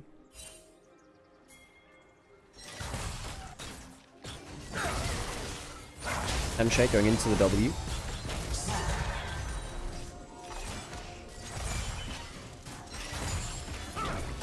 Ah, by the way, something interesting you might not have noticed here. Leave also has a spellbook on the Jhin. Leave is one of our real scientists in the bot lane. I still have not seen this ever on a Jhin. This is the first time I've ever seen spellbook Jhin. I don't know what to say, folks. Well, it's not a fleet footwork. It's not a Dark Harvest. I suppose Jhin has not really had a great keystone rune for a while, and spellbook is very strong. I'm very surprised at this, though. Now coming down towards bot side. Cleanse available for Jachi. That's going to be a bailout under the turret. Will still end up being a 1-for-1. 80 carry for support dying. Ah, now it's a problem. Nio using the Lucian passive and the soul to kill under the turret. Nio walking away with 2 kills on the Viego. NIP early lead. Yeah, folks, let me know if you've ever seen a spellbook Jhin before, because I have not. This is new. This is interesting. Potential dive in mid lane. Doomby does have flash. There is a potential bailout coming through here as well. Oh, it's a disaster! Disaster! The dive fails. Jejo will die under mid lane turret. Doomby will not die. He'll blow a flash. Nightcat coming into the rescue. Kill goes to that Renata as well in that play. Teleport pack in from Doomby.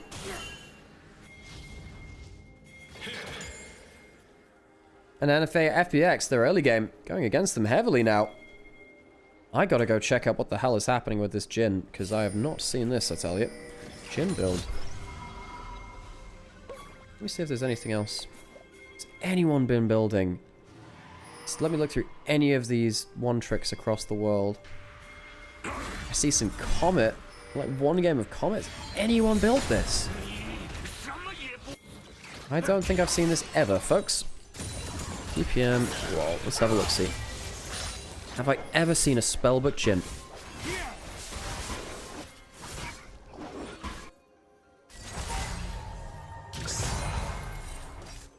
Matchups. Dominus spells. That ain't it. What are your runes, buddy? I gotta find out those runes.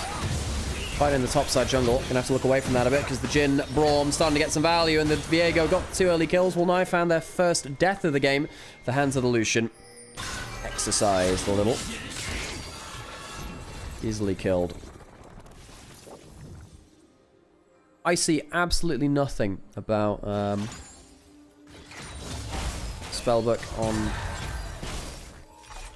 this champion. None at all.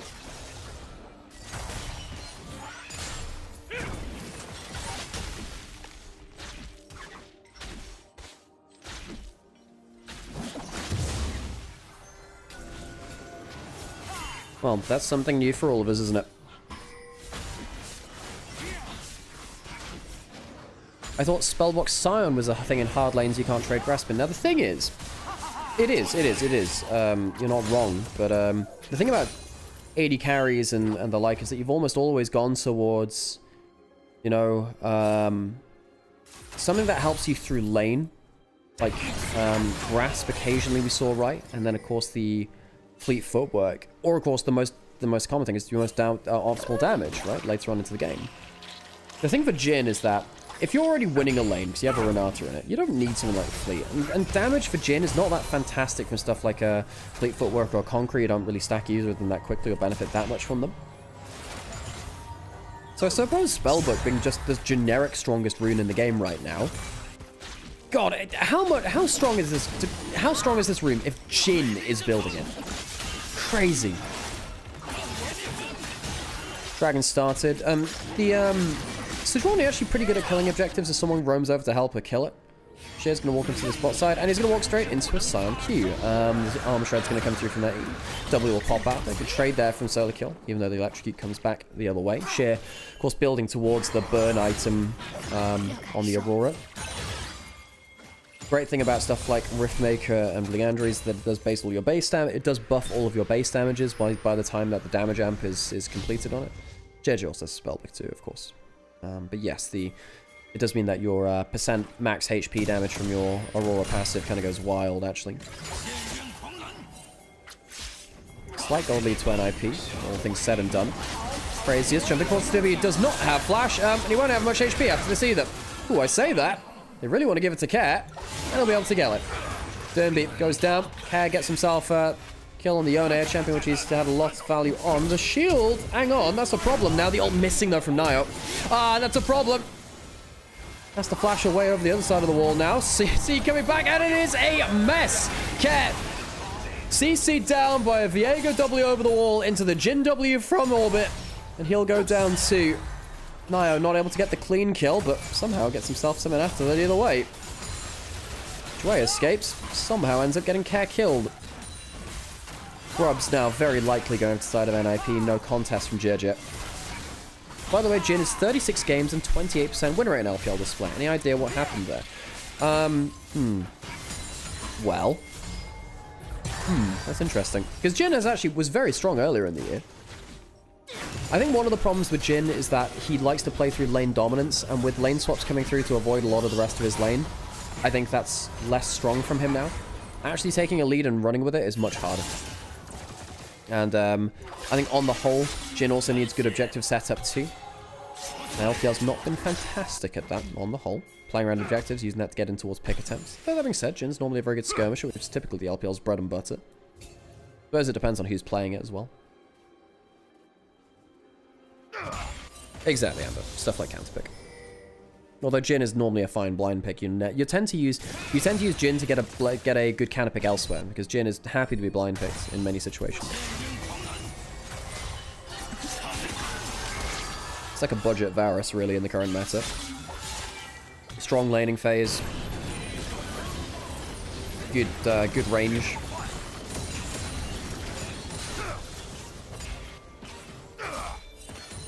Sometimes you see Jin used to, quote-unquote, counter Varus. It's not really true. You counter-pick Jin into the Varus to say, well, I'm going to have a slightly less good version of yourself, but I can use this to get another power pick elsewhere.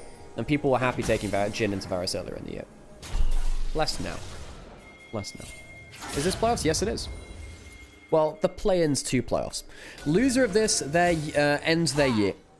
The loser of this series, their year is over. Winner of this goes up into the first round of playoffs. The way this works is we have 4 matchups coming up in the next 4 days, including this one, which are FPX versus NIP, WE versus EDG, Weibo versus Ultra Prime, then JDG versus LGD. And the winners of those go up to face the other 4 teams that were from Group Ascend. We have a dive on the top side.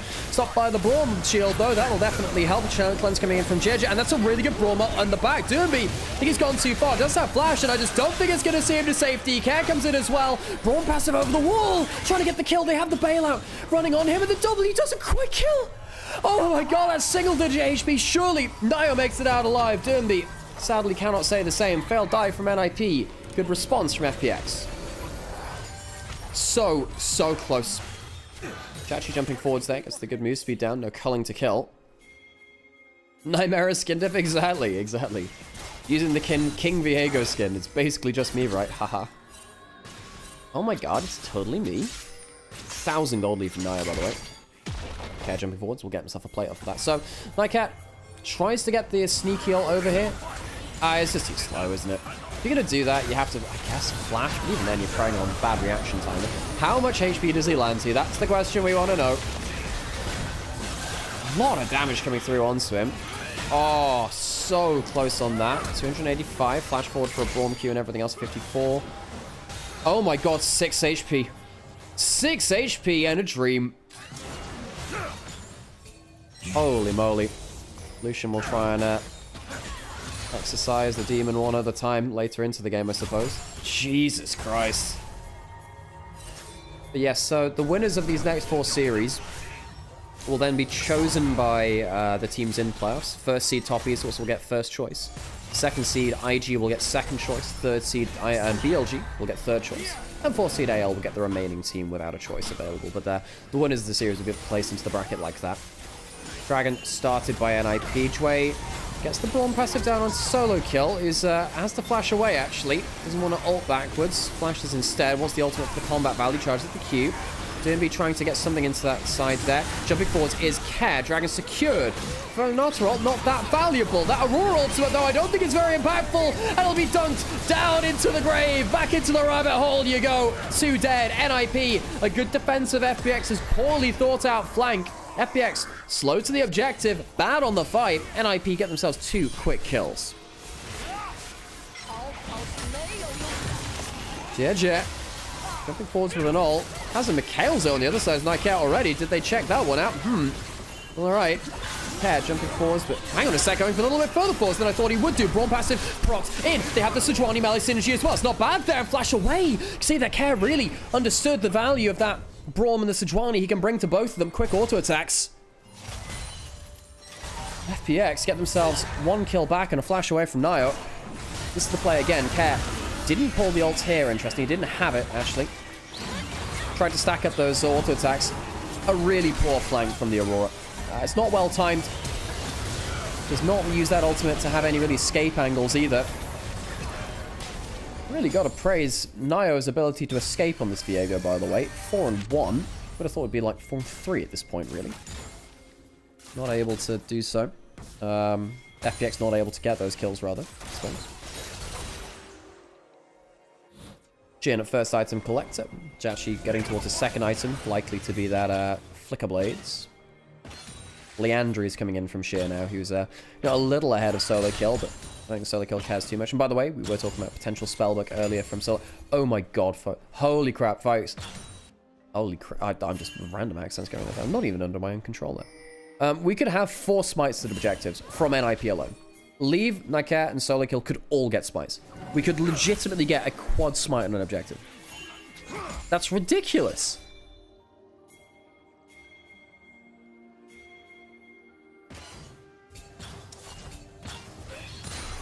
I can't believe it, man. That should be so funny. If we actually see that, that will be one of my favorite clips of all time. Has Leave even used his keystone yet? I'm not sure. You know, I'm not sure. There's the cookies in there, so you assume he has it. Okay, just checking if someone's defending bot side. Herald will be taken by FPX. Our first turret will give feats a strength. Next objective would have given it either, but I think NIP will just take this. They have 3 grubs. They'll easily take this in the single wave. So FPX not able to get the feats of strength in this game. NIP will claim it instead. I really don't like the fact that Nia's going towards the Collector, by the way. I think Collector is a highly overrated item on Viego. It's a feel-good item, but doesn't actually bring you that much value. I know many people play Devil's Advocate, but just Collector is not good beyond the first item a lot of the time, mathematically. Yeah, but everyone keep an eye on Leave's summoners, by the way. He does have Spellbook. I mean, you see it on that bottom left hotbar there. It's definitely there. Yeah, actually banning, not banning away. Blocking out a little bit of damage on the minions there. Stops a little bit of wave kick. Doomby going towards the Rod of Ages Victor. I saw some people say, oh man, Rod of Ages Victor is so low damage. I think people don't understand how much damage Victor does even with Rod of Ages. It's like, oh, it's a vegan build. Rod of Ages Victor does tons of damage still. Now, it's a bit vegan if you go towards Riftmaker later, I will say. That one actually does a little less damage. But you go towards the Andries and stuff like Bloodletters or Void Staff or whatever, you feel really fine about that. Ghost pop by Nymaera. See, that's how you use a spellbook Leave. Huh.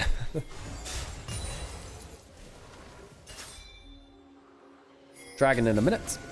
Herald, not Herald, Atakan in 3. Herald in the inventory at FPX, so they can use that before the next dragon setup. First time in the series we've not seen... Wait, is this the first time in the series we've not seen 2 dragons go one side? Leave, my dude, you should probably be using your spellbook now, because it does give you some value the more you use it. No, has the Collector now. Does give him the crit. But again, just folks, by the way, if you are a Viego player, honestly, Lord Dominus Regards and Mortal Reminder is just a better item than Collector. You get less AD, but the percentage armor pen is so much more valuable than the 12 lethality that Collector gives you. It's not even that much.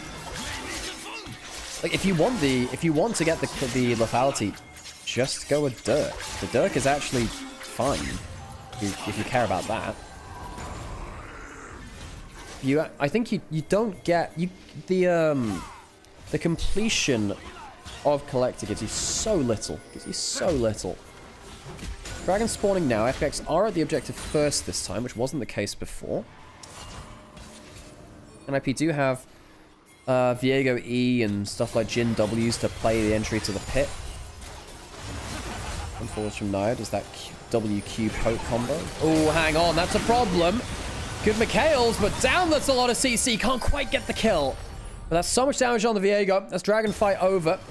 FPX will quickly take that, and NIP will need to find an option elsewhere. We did say, well, you got some ability to walk into the river with the Viego E. Not that much. Lucian stands and fights. Brawn passive brings huge kill threat. Doomby has also said on stream that he doesn't think Victor can fight without getting one shot without Roa. Personally, he's not a fan of most of the Torch Luden's builds. I think I completely agree, because, look, if Rod of Ages allows you to get through another, like, 2, rotations or whatever, of course it's more valuable.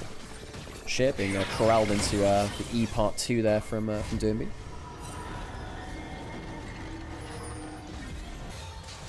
Leave, my dude. Are you ever going to get more summoners?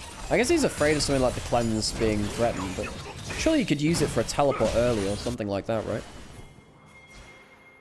Yeah, you do really want to be using it on cooldown, because it gives you better summoner accessibility later into the game. And if he, no, I mean, if he's not using the spellbook, what else would he use? I mean, what are the others you get on that tree, right? You get First Strike, which is kind of meh, I suppose, but it's okay, some base value. Or Glacial, which, a little bit, I suppose, with a W and the E. Herald into mid lane. FPX will take that turret easily. No way to stop that charge now. Celica was potentially angling for an ult around the back of the mid lane. IO. It's a little safely hit. Heartstone, Heartsteel. Heartstone. Ultimate coming through. Flash away from Dwayne. NIP.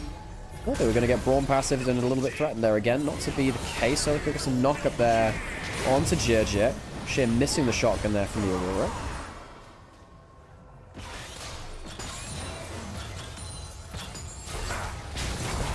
Really taking a bit of damage there too. W lands from the Jhin. Care pushing the bot lane while this is happening. Of course, they don't have grubs, but, you know, Yone still Yone. Hits tower as well. Which team is the on-paper favorite? Well, it's the worst team of group Ascend versus the best of Nirvana. I would have thought that NIP were the favorites, but based off of the first couple of games, I think they're actually quite even. Perhaps FPX actually a tad better at points. See, because Nio and Niket have struggled a little. Afghan has started. Doomby doesn't have teleport. Doomby doesn't have teleport. They'll have to fight this without the Victor. Redemption coming in for a little bit of healing. Is there going to be... I mean, how many smites do you want to bring in? Leave has a spellbook smite. Can they bring it in from anything? How many smites do they have to use? They won't be able to get it. It's secured by FPX and all the spellbooks in the world. You can bring a spell library, but they won't have a smite that'll hit that objective. FPX will claim the Atakan. It'll take solo kill because Doomby was on the other side of the map without a teleport. NIP cannot find themselves the landing of that objective. FPX will take an objective, take a kill, take a tower, take control of this part of the game. Leave wasn't in range for the smite there, it's worth noting. But I do find it very funny how Solo Kill, Nio, Leave, and Nycat could all potentially get themselves smites for that objective, because they all have spellbooks. I find it interesting, by the way. I think Jachi's ended up maxing his W second, using instead the Flicker Blades and his own E passive to keep the cooldown low. I mean, Solo Kill walks up, and I guess everyone tries to smite to a certain extent. Solo Kill walks up, fail flashes, not really sure where he's going with that. It's very flat wall to flash.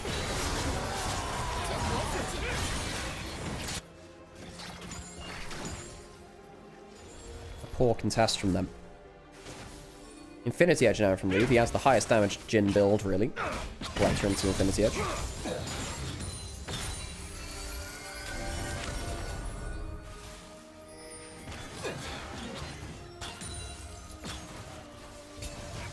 Shield Bowen from Care makes it a little harder for NIP to turn things around onto the Yone as they dive in as well. Yeah, I don't know, Leave. I mean, I actually, you know, the more I think about it, the more I really... Hang on a second, shotgun land. Are we gonna land there? No.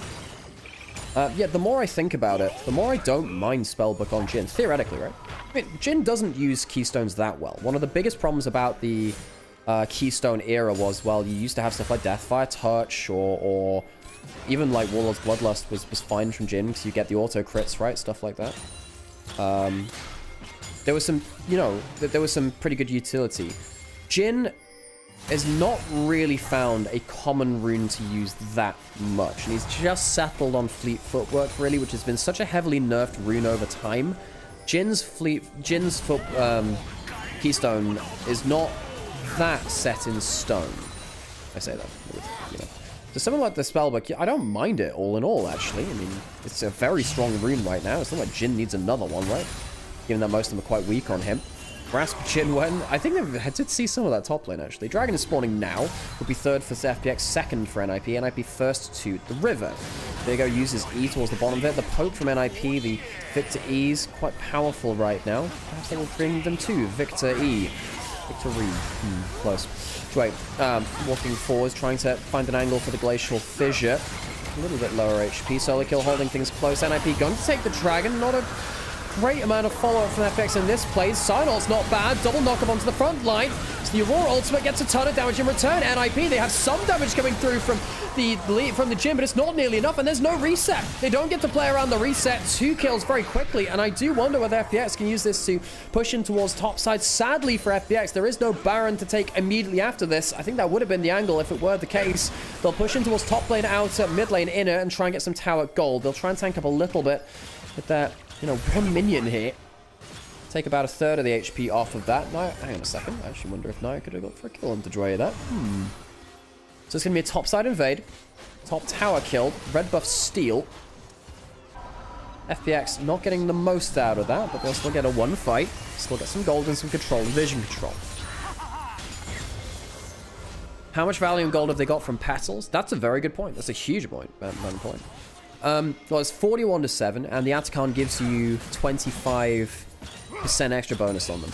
Typically, I think Petals give you about 1,000 gold of stats per 10. When you have the Atacon with an extra 25% value onto that, you add that onto it too. So they currently have, well, they're about 35 over NIP. You won't just do that for ease of access, right? 1250 per one, so that's 3,750 from the first. Add another, what is it? 725 on there. Yeah, I call it about 4,500 stats, you know? 4,500 gold worth of stats between XP and the actual adaptive source. Pretty insane. Is this game a draft diff? Viego reset's looking rough.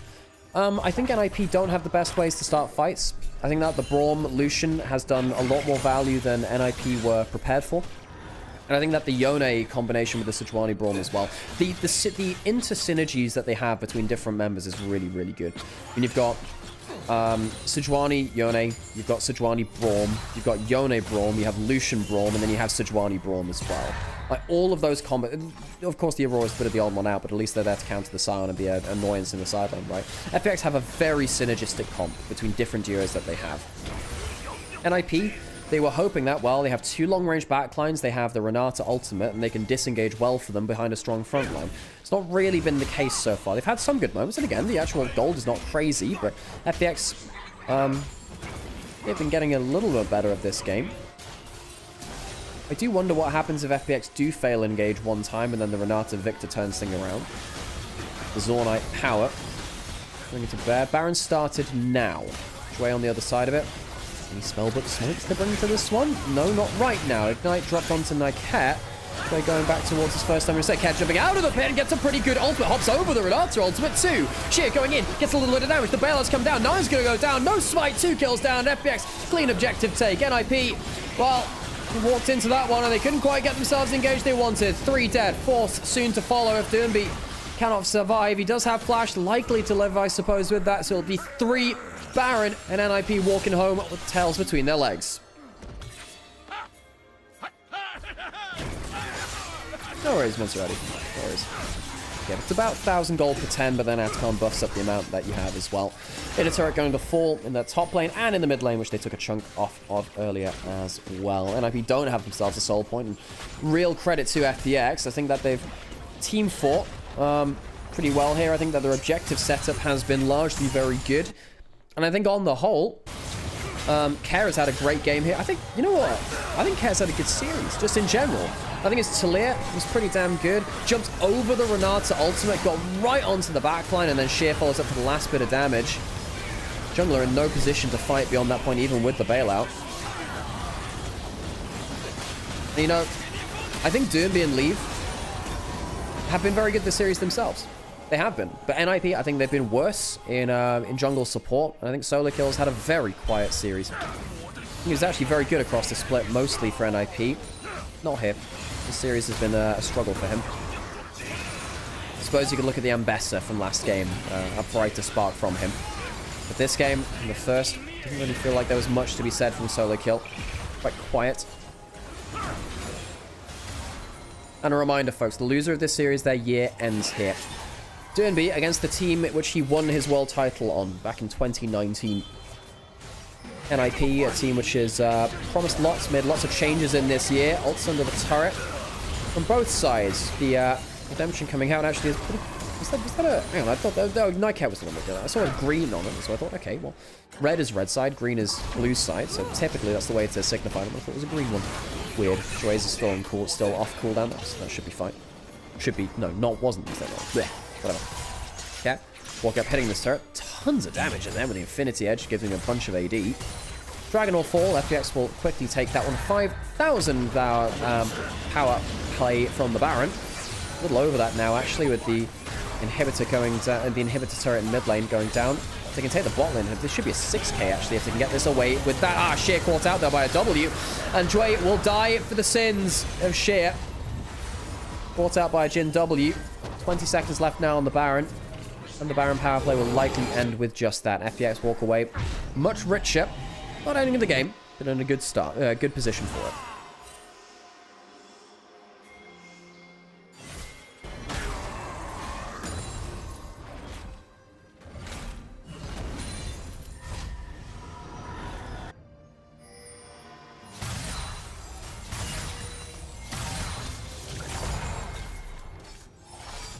You died an honorable death, Dre. Sometimes that is the Braum's lot in life. Stand behind Braum.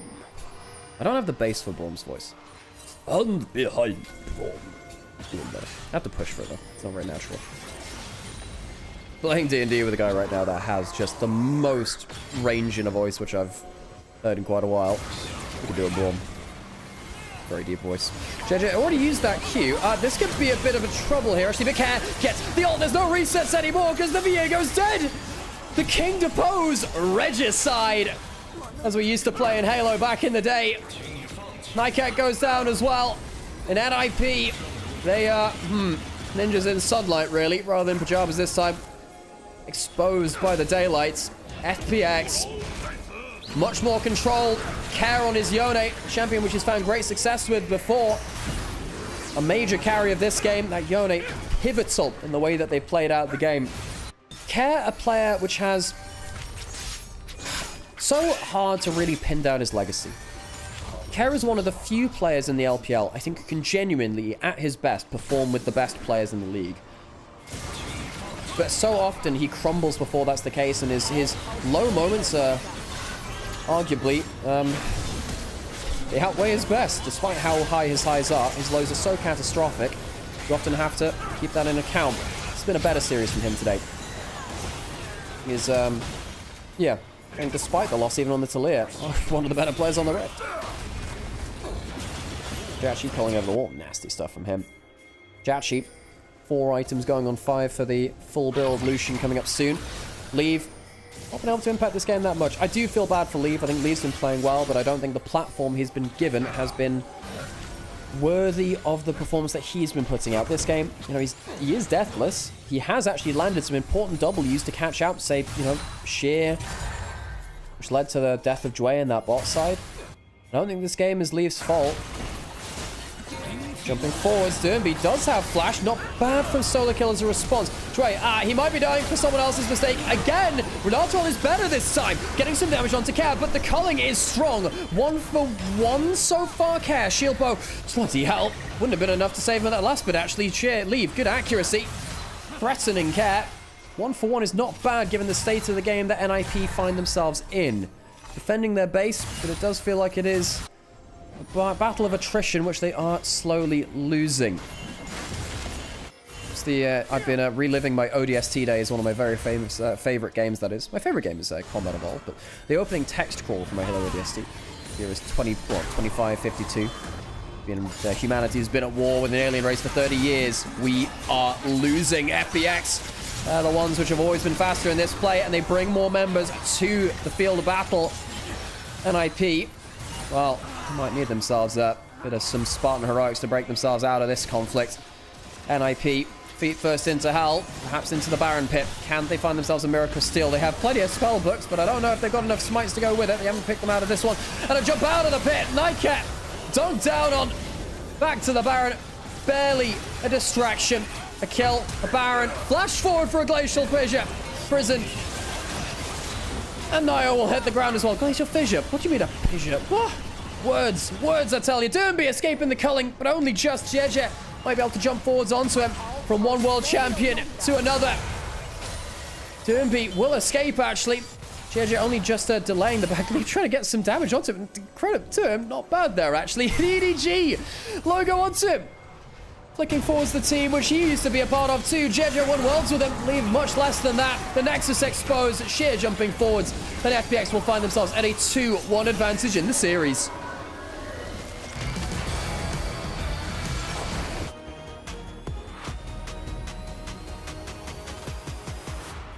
Get into the game. Hit those gyros. 欢迎来到英雄联盟。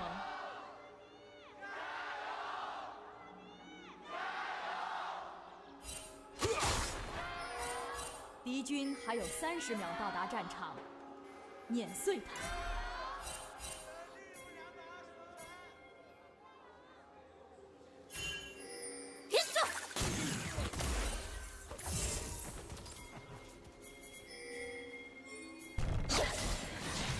Things about the map. Going to be trading quite well there, actually. Electrocute for Electrocute, but Carl actually gets melee range of you. Yeah, it kind of hurts. Try getting the extra Electrocute back in. So both mid laners now have to back. This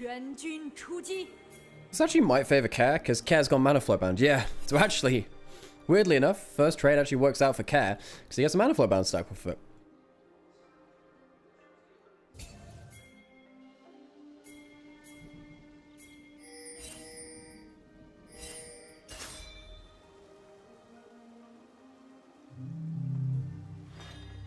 You know what? I would have really preferred Kiana over Zed, thinking about it.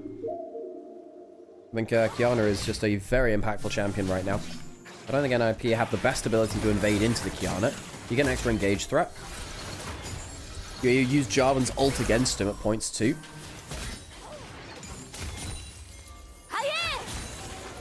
This is harder for you to poke and do stuff like that, but I think on the whole, Kiana would have been better.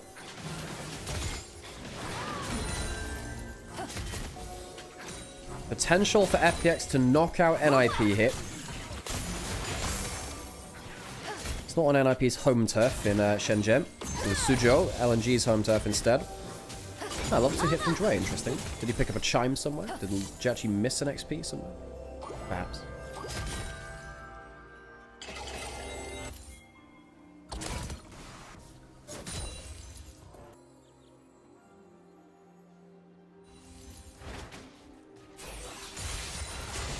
Ah, Nio. Looking for something cheeky on this red buff. He skipped his bot side. Oh, he wants to smite it early. No, does he? Get a smite. Get a smite. JJ smote it early to try and get the clear speed. I think Nio can just follow him over. Tries to get the blast going. Will escape with his life, but now Nio will still escape. Will take the red buff itself. Hang on. Oh my god. No, JJ. No, not like this. He can die. He can die very quickly, and the first blood goes to Nio. JJ, a horrid mistake from him in the jungle. Awesome read by Nio, who has been out-jungled by JJ so far. JJ, massive mistake in the early game. Recalling like that next to the base gate. Nio takes an easy kill. The red buff steal, I think, was a Nio good play. I think that the death afterwards, that was a JJ misplay. Double stun that. Oh, what a mistake there from JJ. First kill over towards the Jarvan to get ahead of the game.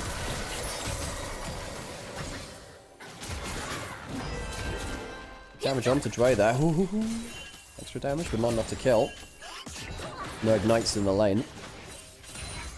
Nio hitting level 3. Skipping his bot side camp still, by the way. Wanted to get that bot scuttle instead. Hang on. Aggro taking my cap. Ah, yeah, he could go into a cannon minion, so he could do that. FPX's bot lane forced off of their tower. Now, that's a problem. GG. Hang on a second. Can you do something in mid lane? Ah, quite hard to, really.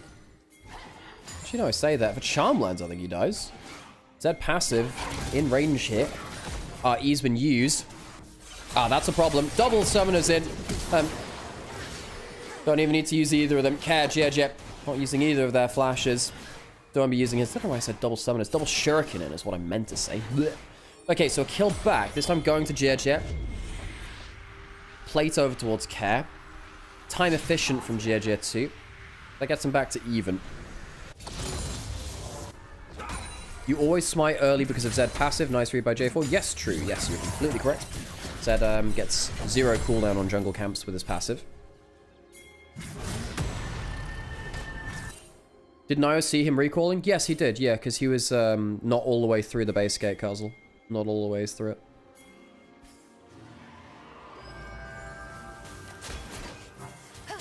Ah, that's going to be a Nico and a Jarvan handing bot side. No, Jarvan still has flash. Oh, the root lands onto Jachi, flashes out, and there's a tunnel. Oh, awesome escape. Jway and Jachi both using their flashes, but that should have been a kill, maybe even 2. Great disengage. No, he might just come around again, though. Q onto the wall. There should be a flag drag available. Hang on, if you use the flash drag forwards, could be a bit of a fight coming in from Jer. Double shuriken potential. Doesn't want to leash the Gromp over. Root onto the Zed. Level 5 hit by Jer. Does have flash as well. Flag drag forward. Nio, you've taken aggro. That's a problem. That's actually a huge problem. Passive landing onto Nio now. Ari has level 6. Care coming down. Knows he has a flash charm. Potentially has an angle hit. Goes forwards. Doesn't land the charm. Thought he had an angle. No, he doesn't. Care's gone way too deep. And it'll be an easy kill for Doomby, who might even get a second one here. Huge mistake by Care and crew. Leave. Will take the kill. Won't die for it either. Huge mistake by Care on the Ari. A champion which he's so comfortable on. Goes way too deep, though. Nio flashes away from the charm, leaves himself in a 1v3. You know, you can see the angle. You hit the charm, you get the kill, but when you get the reset, you get out. But do you have to do that onto a flashless guy? Big problem.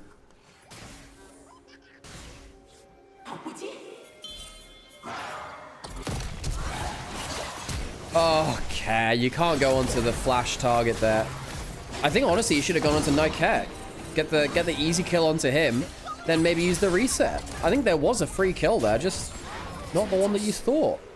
We did say Care. Incredible highs, incredible lows. They do happen in the same series sometimes. Was NIP always this bad? This is super sloppy. They are against Group Ascend team for the first time this split, which is, you know, different level of opposition.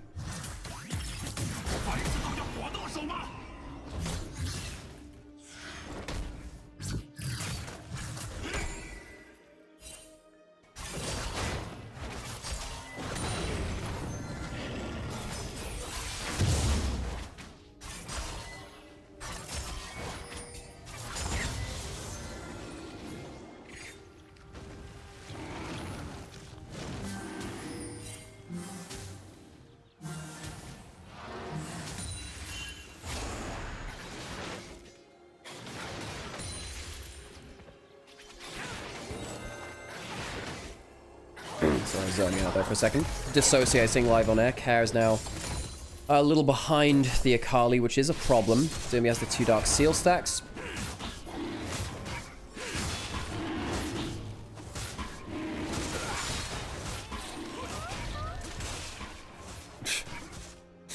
Freaking Nico emotes on the clone. Ooh, ooh. Cole being put in for both these AD characters.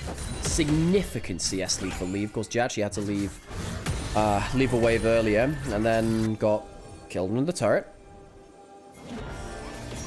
So sadly for Jachi, not have the best access to farm. They could look for a route here. Q comes through. Ult coming through from Leave. Ult's in, and it's just not enough. So it's not going to be enough. They tank it with the cannon minion of the Nico. They'll be able to jump in with an Akali ultimate too. Doomby flying back into the play. I just don't think it's enough. Doomby will get out with a freebie there, I suppose.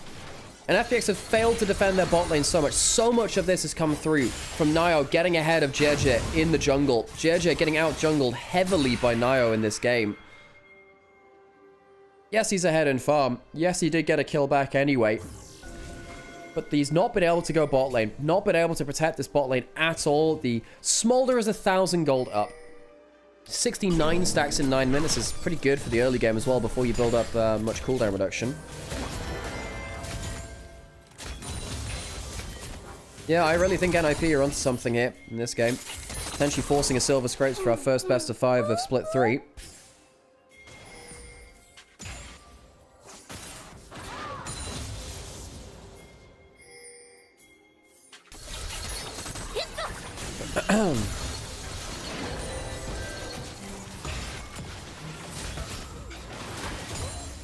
Game 5 incoming? Well, that's my worry. That is my worry. For FPX. And for myself, my voice. However, if NIP were to do it, the entertainment certainly wouldn't be lacking, would it?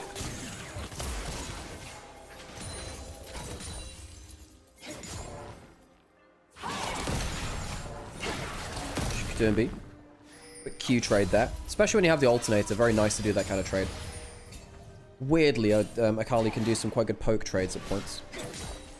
I feel like Zed can't do much after seeing Kanavi get so many kills and also feel worthless in that one game. Did it in multiple games, actually. But the reason why Kanavi struggled in the late game is that his shadow usage was very poor. It's both your offense and your defense. If you're ever using your shadow forwards, it means that there's an option for them to jump onto you. But of course, you feel like you need to get the double shuriken, stuff like that. In straight up 5v5, Zed can really struggle with that. That's one of the reasons Zed is not a good team fighter. Not really.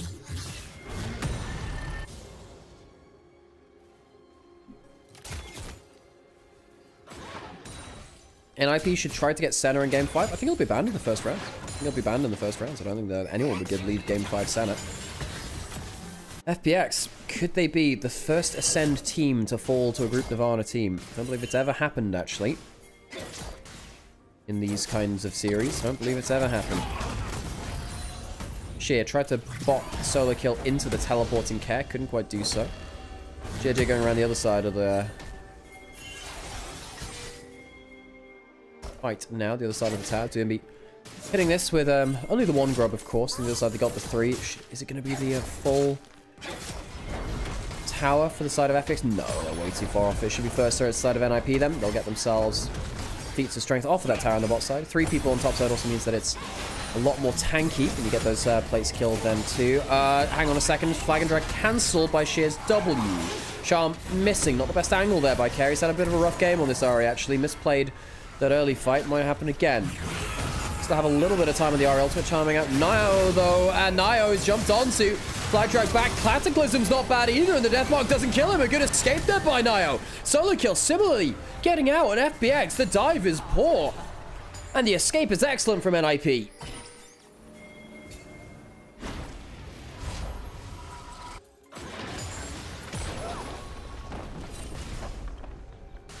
NIP, one excellent escape under tower.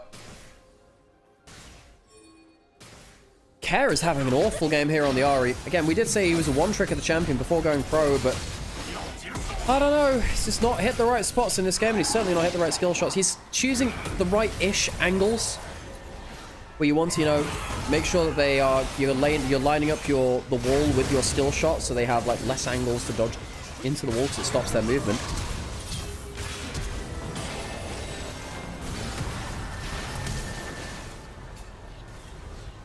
NIP. Significant gold lead, 3k. Joy's going to find out solo kill here. Still behind a little bit of gold, Sheer, of course, but didn't lose out nearly as much because he didn't die. He's going to be able to pick up some farm here now, too. Care, 1,000 gold down. Zunbi getting turret time on that bot side.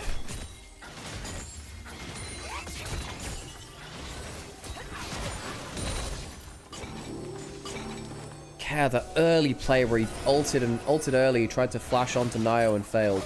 That's going to haunt him, I think. Zunbi has the Proto Belt first item now. 4-man dive, didn't get one kill. Just NIP things, baby. Great escape. Dragon that started by NIP. Should be an easy take for them. FPX still trying to get that turret on top side. They have the 3 grubs. They'd love to open up the map, but not been easily allowed to do so. in a second. Jumping forwards, flash forced. Wonder actually... Hang on. I actually wonder whether Jachi should have... I wonder whether Jachi should have tanked that and then look for an ult turnaround with his play. At least get aggro onto Nymaera. Instead, blowing that flash. Still taking a bit of damage anyway. What? You can do that with the clone? Tanking blue box, sending it under turret? Jachi has the Kraken Slayer. Hasn't got the Coal stacked in just yet. Jump over the wall. Oh my god, Derby, that's some damage! And he just gets nailed by this smaller ult. Care goes down for a second time this game. Jumping forwards onto Derby now. Jachi trying to get the kill and does manage to do so. The Bard ult is wide. It is a 1-for-1. JJ will get the kill. Deathmark employed for that one. But Derby, smooth moves. And I'm a little worried here for FPX because while it's a 1-for-1, reminder that Leave is on the stacking champion. He's on 158 stacks in 14 minutes. It's even more in there. All at 161. Leave on stacking champions is an unfair player.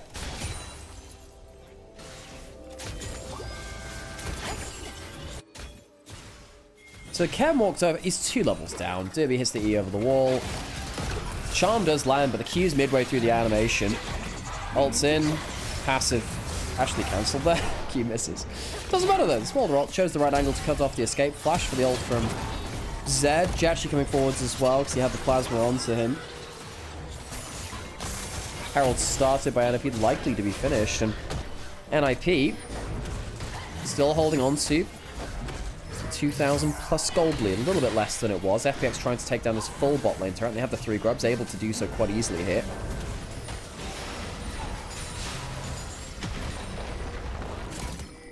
Gonna be pushing on top side. See what he builds towards next. I think we sometimes seen the Lich Bane second.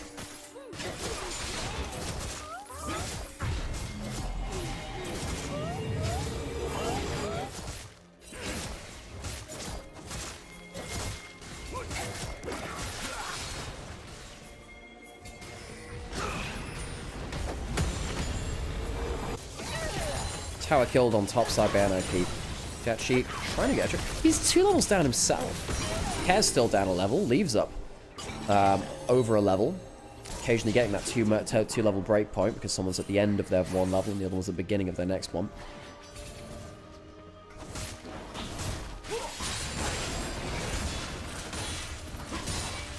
Sheer has a decent gold lead on the Cassante. I just don't know whether that's going to be enough. Like, Cassante's not fantastic against Smolder as the game goes on. There are some points where you can dive and kill him.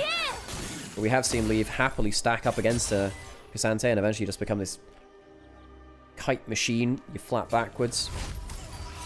196 stacks to 17 minutes. Well, folks, we're going to have to see when the 225 comes in. Because Smolder stacking has been changed over time, but I wonder whether Leave can hit himself another kind of record pace kind of game. 225 is what we're looking for, of course. This is out 1 stack on that wave.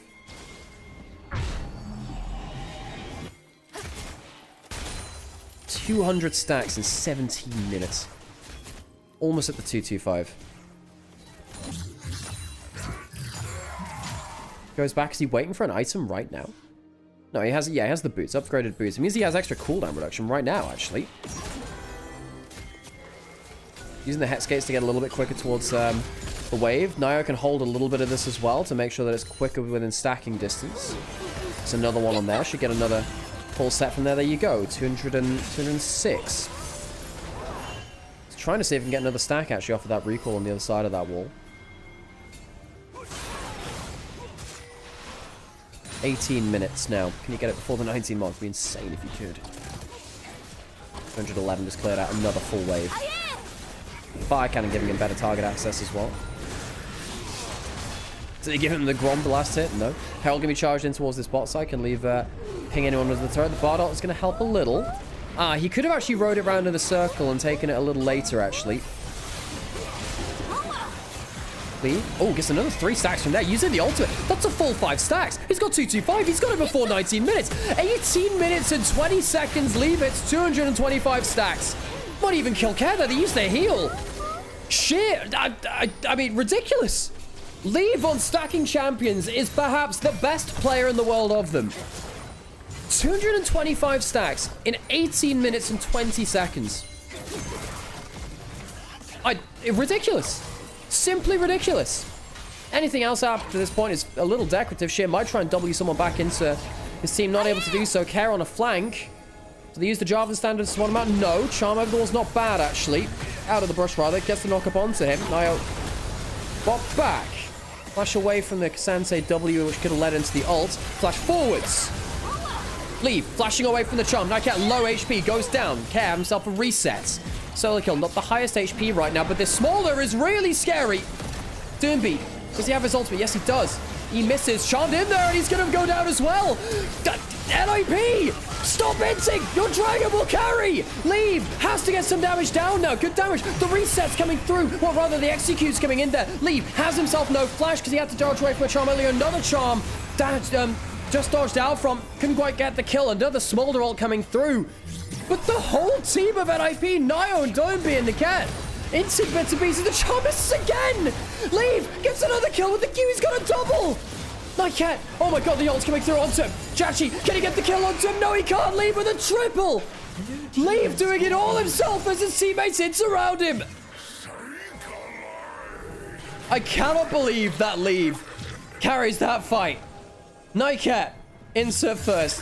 Doomby and Nio soon after. Leave will go towards the Atakan. It is the little dragon that could leave. Jesus Christ, this guy. But first off, you know, going into a blind brush like this, getting caught out, jumps in. Has to flash away from the Kasante W as well. Then, you know, not a great ult from Nycat. Cat very nearly catches the Smolder. Credit to him. That's the play you got to make there, isn't it? Then what happens here after this point? Now, Doomby misses his E, gets hit by a Charm as he ults forwards, dies very easily. Nio jumps in. Gets dunks on. Everyone just going too far for and just being disconnected from the team. Credit to Leave. Leave is saving this team fight and this team. Quick auto attack reset there. Oh my god, the micro dodges a Kasante Q, a Bardol, and a Charm. Turns around for a double kill. Last guy jumps in onto him, and he manages to get himself the barrier, the last auto attack for a triple kill. Leave is so goddamn good. Ari so damn weak? No, I disagree. I think that Care has been playing it poorly, but I mean, he's 2,000 gold behind. I don't think that, I don't think that actually the champion is in a bad, you know, I don't think the champion's in a bad spot right now. I think that sadly is a plaything from Ari. Which is a shame, because Care is typically one of the best players of it out there. Leave has himself an Infinity Edge. The problems do not stop for FPX. Ooh, jumping forwards, gets the Charm onto the jungler. It's not bad there, but there's no follow-up. No one manages to find anything in there. Care ultimate is now down. It's the gameplay you've got to try and do, right? Just no follow-up from FPX. They didn't follow forwards with much there, really. It's a bit of a problem with the FPX team comp, really. Where is your follow-up? He lands onto Sheer. Standard giving some vision. Oh god, the Smolder strafes the team. Broadsides them, I suppose, actually. Off the side of it, rather than the front. Well, broadside is the firing ship. Strafing is going across. Raking it is that. Hang on a second. Derby gets caught by a Charm. Doesn't quite get the kill. Good Charm coming in, and it's going to be a kill back. Jachi takes down the opposing mid laner. Derby 2 and 4 now. Making a couple of mistakes in the last few fights. Great Charm onto him. Leads to the kill. Couldn't quite kill off Dwayne. Escapes with a sliver of HP. Ari missed most Charms. If it hit, would be a different game. Yeah, in the early game for sure. At least he's hitting them now. And I don't disagree. I think that Care has had a poor game. But then again, you look at some of the last plays from him. Forced a flash out of Leave. Just got the kill onto Doonby. Even when he's down 2,000 gold, he's actually picking up some decent value here, given the spot that he's in. This is just the problem with Ari when you shut down behind the game.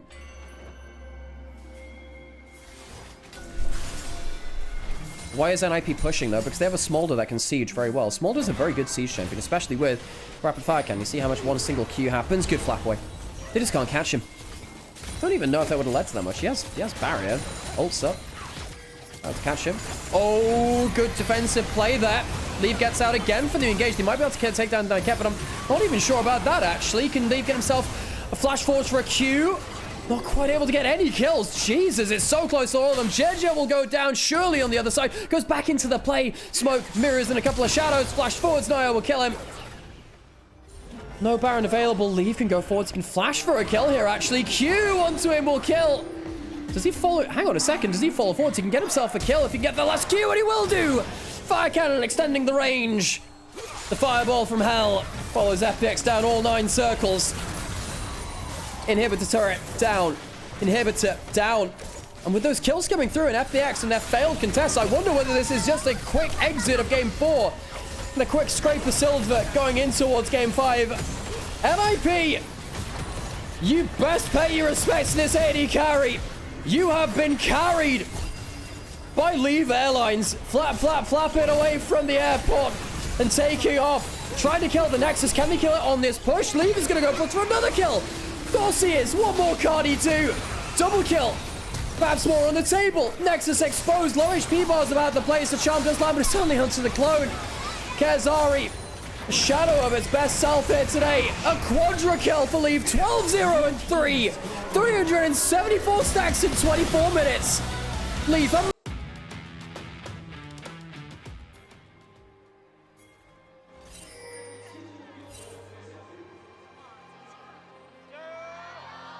敌军还有30秒到达战场，碾碎他们。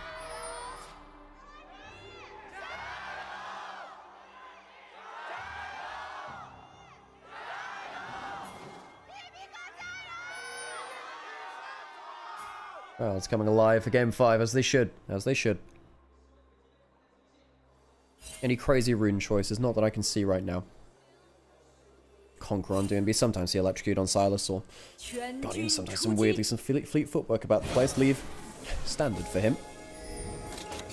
Invade coming through. Spear used to clear one brush. And another. Doesn't give you full vision. Ward put down and simply cleared, actually.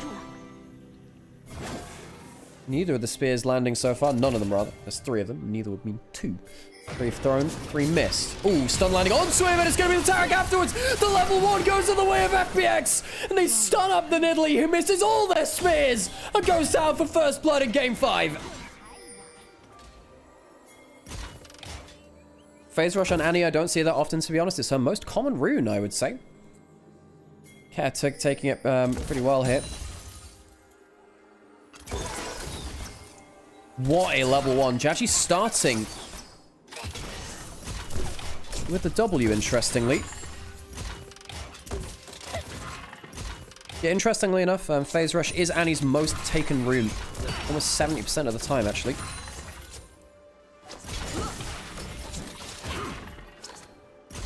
Helps you get away from the... Because you often don't explode people, so you need to stun people and then run away in the duration of your stun. Wave control taken by NIP at level 1. Okay, alright. Who do I think will win?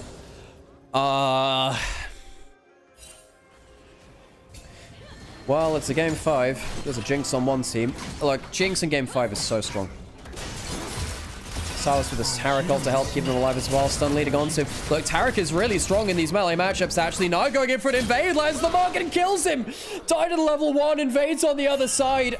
Nio solo killing Jeje in the jungle. The 6th jungle switch of the year for FPX. Had looked to be a good one.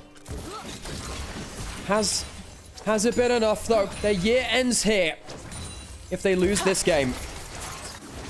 The 2v2 leaving their cat, get themselves an advantage too. Nio gets himself a Gromp still as well as a solo kill. It is a painful experience to play against the Nidalee in the early game, Jax.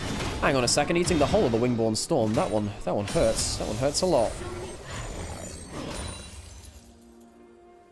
Also worth noting that Jinx can help buff up the Jinx. Nidalee can help buff up the Jinx later. Went for that red buff, walked across the other side of the rift. Of course, died at level 1.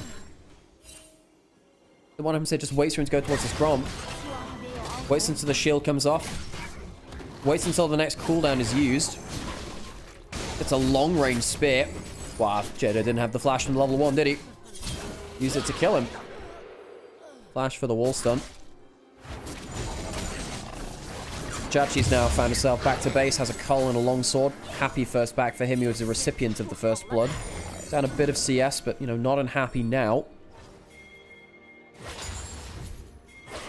Okay, in mid lane. Level 2 has flash. Fairly threatening with that in mind. Even in gold now. No lack of entertainment in our first few minutes. Right, walking up towards Nightcat. On the whole, I do think that Tarek, the Targonian support bot lane, of course. Targonian tumble. Or tussle, rather, I guess. Tarek does well against melee support.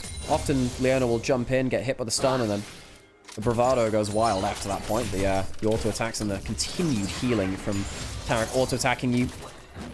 Getting that Starlight's touch off cooldown. His Bastion as well, the shield. Pretty good at shrugging off the initial engage. Has Spellbook, as we expect.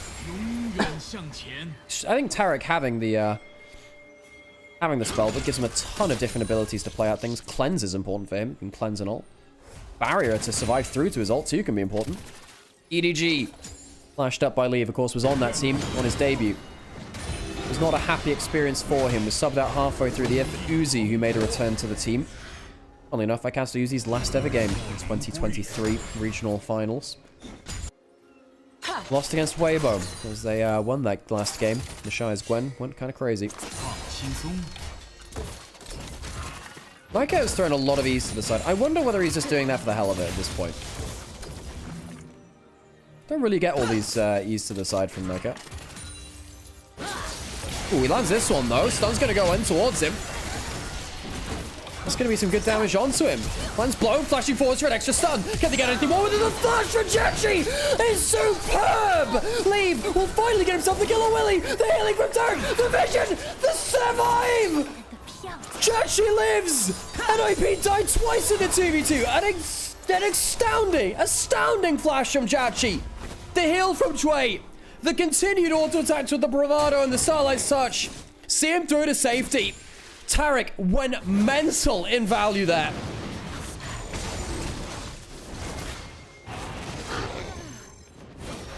I cannot believe he walks out of that. We'll watch the replay of that. We'll have a look again, or of course we'll have a look again. I think Nightcat before was trying to bait out cooldowns. This is the problem. When you jump in, you get straight into that stun from the Tarek. Flash forward for the extra stun here. But then just look at the healing which he does. The flashback for the kill. Just keeps auto-attacking. Every time he casts a spell, he gets increased attack speed for the next 2 autos, and those can help him get those things back. Flash away from the stun now, jumping onto Cat, who turns around with decent damage. Nedley has ended up dying instead. No jungler, 2 kills, or rather a kill, and a dragon going forwards. Nightcat, not really sure what he's doing around the side of here, trying to walk around to the other side, use the last of his HP. Wingborn Storm doing value. Nightcat can bring out some extra value towards the end of this too. If there's a kill, there's a reset. The Zenith Blade lands. Nightcat trading the last of his HP bar to try and get a reset, and they can't manage it again. Leaves empty-handed. FPX sweep through the fight. 8-1 in kills. 4-0 in the fight. 5-0 if you include Nio in that. A clean ace. I believe all things said and done. Head didn't even die.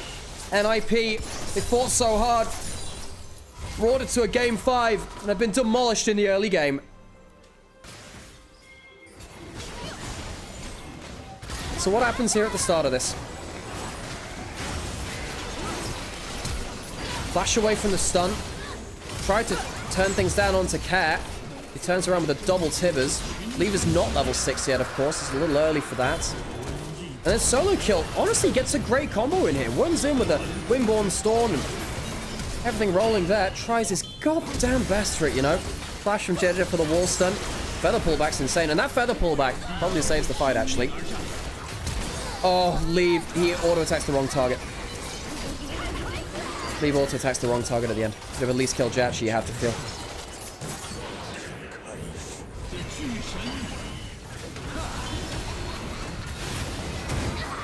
That gets died again as we come back to live. It's not looking any better for NIP right now. Solo kill trying to get that AoE down. Sheer has the extra stun coming through potentially. Doesn't get on so much people there. Now jumping forwards, they get one back. There are resets now. A second one over to the side of NIP. Can they get anything more? They can. A third. Looking a lot better for them now. Started with Nightcat dying. Then a triple over towards Nio to match the one he had earlier. Means that he has 4 kills now on the board. And NIP do Apologies to them. Look a lot better than we thought at the start of that fight.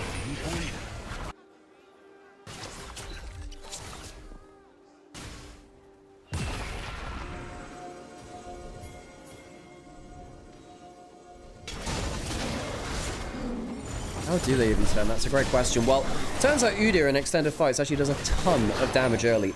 Udyr's one of the highest damage tanks in the game early on.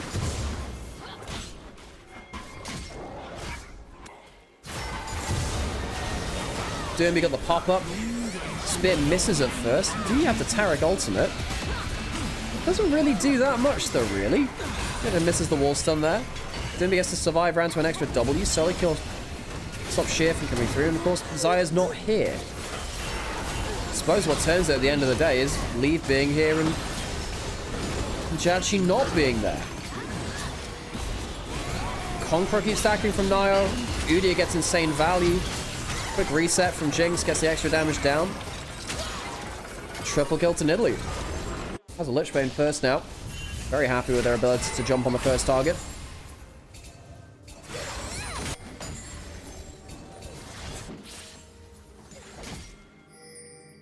One grub to FPX, 2 to NIP. 2,000 gold lead to FPX, a lot of that. Almost all of it. Onto the AD carry on the other side. Of course, you've got the Nidalee, who is the gold lead for NIP. No surprises there. Been impressed by this Udyr value earlier, you know. Tibbers for Tibbers on the bot side. Have you seen Silas's bear Tibbers? I know, crazy, right? And a reminder, folks. Loser of this game goes home. Next one goes into the full double elimination bracket of the playoffs. This is to qualify towards it. Sheer pops the ultimate first, gets the resists. Doesn't pop the counter-strike. And if you don't actually take aggro, though. On the other side, Derby, no flash. No ult. Stun coming in from Cap. Jip. Ooh, doesn't hit the wall stun, but the chains don't line from Derby either. There is an ult from Jip. I was potentially a worry there. Fed carries against each other. Lich Bane versus Essence Reaver. Tower shots taken and a flash away from the Nidalee. He's not like the idea of a 2 versus 1.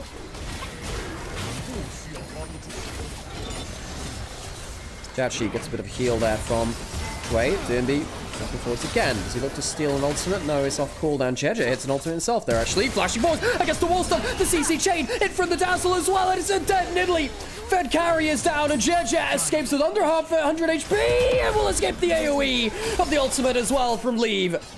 Jeja, smooth criminal, gets himself a drive-by in the mid lane. Top turret traded first by NIP. They'll take that one first. Care will take the bottom tower in return. You have to feel anyway. No talent. Well, I guess Solikill could go towards that teleport down there if he wanted to. I don't think it would make that much of a difference. I think Annie would probably still take it either way. Nio taken out under the mid lane turret.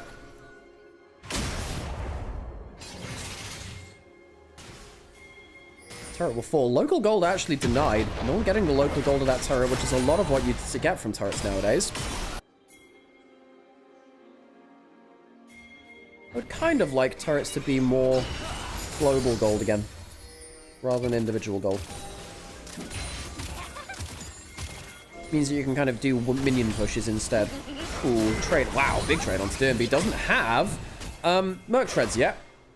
Look for a W. Gets a little bit of healing. Fight in the mid lane again. CC chain again. Root into Dazzle. Into dead Nidalee once again. Those adverts about cougars in your area. Well, I think they're going to have to be taken down now. They'll have to look for a bar somewhere else. Nio's died 4 times in this one. 44 on the scoreline.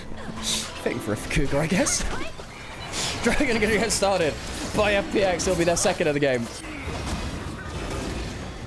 Chip getting stunned on Solikill. Solikill, credit to him, has actually done a decent amount of value on the Udyr, well on his way to completing the Fimbulwinter.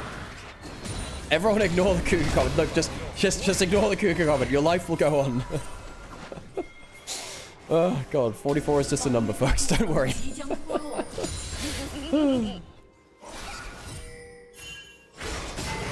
So what happens here? I mean, the spear lands onto... I mean, they think they have the pick on the Xayah. It's the other way around. The root lands. It's kind of insane.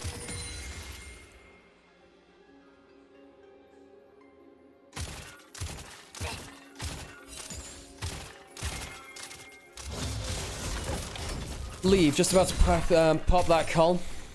That's that first item. However, on the other side, Jachi's almost at his second, going towards the Infinity Edge second as well. That is a ton of burst damage. I told you Taric with 2 melees versus 3 melees would go hard despite the Silas. Yeah, I think that Taric obviously has huge value, but I think in such a heavy melee game, Taric on both sides makes a ton of difference. Obviously, Doomby can use the Taric ult less well because you can't get the second AoE around it. Only Taric can do that with his Bastion.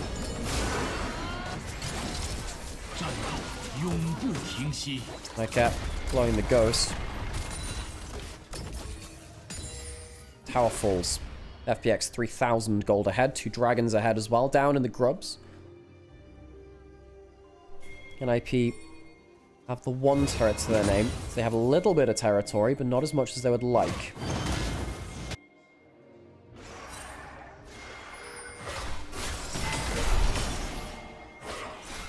Derby has the Rod of Ages build. Needs to be a little bit tankier. Jachi, any extra gold he can get is really important right now. He is very close to that Infinity Edge, as we were saying. The Herald started. Watch out for that spear poke. Watch out for those wrist rockets. As they hold us on Battlefront all those days ago. Stun lands onto him. Solar Flare on the other side. It's only the basic stun, though, from Annie. It's not like he's dropped the Tibbers for it. Poppy ultimate stolen. It's going to head away a 2-man unit. The Herald's low. They'll be able to take it. Can they find anything afterwards? The Jinx ult's not bad, but the stun onto Doomby is threatening. It's more than that. It's a kill. They'll take the Herald, and they'll leave.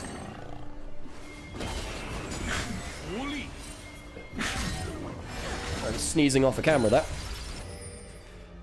Well, I'm off camera anyway. Everything's off camera.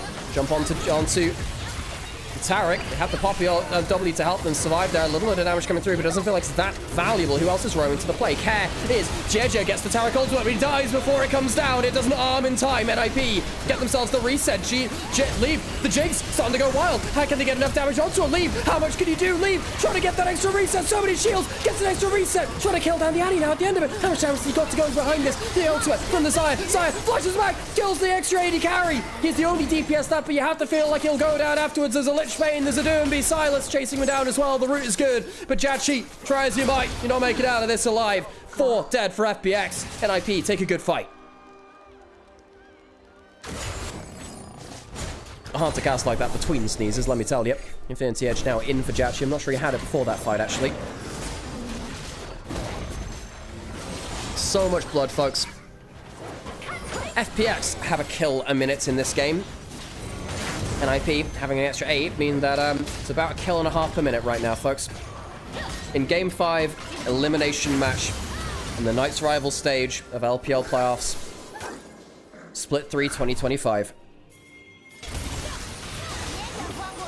Well, the Poppy W looked pretty good. At the end of the day, you have just parked both of your melees in front of a Jinx who's stacking up lethal tempo onto you. Not the best decision I've ever heard, not gonna lie.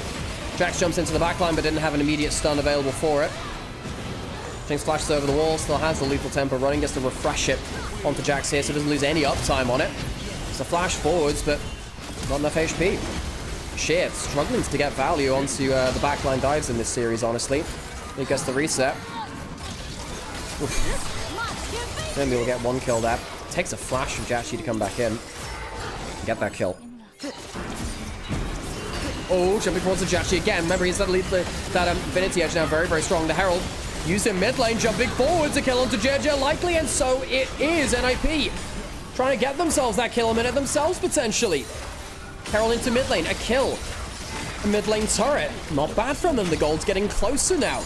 And Jachi was not able to fight effectively there, it would seem.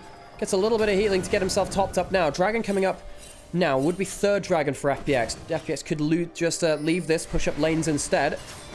If they do, there's a chance that NIP do collapse onto them. Dragon going the way of NIP, I suppose that is, but Telp coming in from the Jax. They'll see this. It is on the wave. They're going into the river. Solo kill doesn't have flash. Wait, caught out Taric ult. Is it enough? That's a really good stun.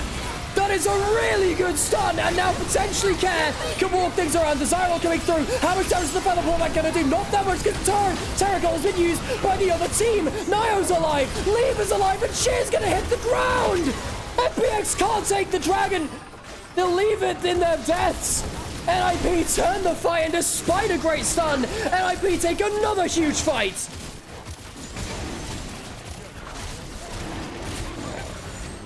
FPX, after such a dominant early lead, have not been able to capitalize. The teleport was on full vision here. Kerr gets a huge stun alongside Dway here. But it just doesn't look like Leave can get enough done. His positioning is very suspect here. The Terracotta on the other side gets him just enough time to walk through the feathers and walk away. Sheer has to overcommit, not really getting value in that fight on the Jax. Much like the last one, Sheer has had a bit of the second album syndrome. A bit of a sophomore slump. Not everyone can make Meteora after Hybrid Theory. First album was good. Last year on JDG 2024, I think his debut year was exceptional for a rookie. This year, much less so.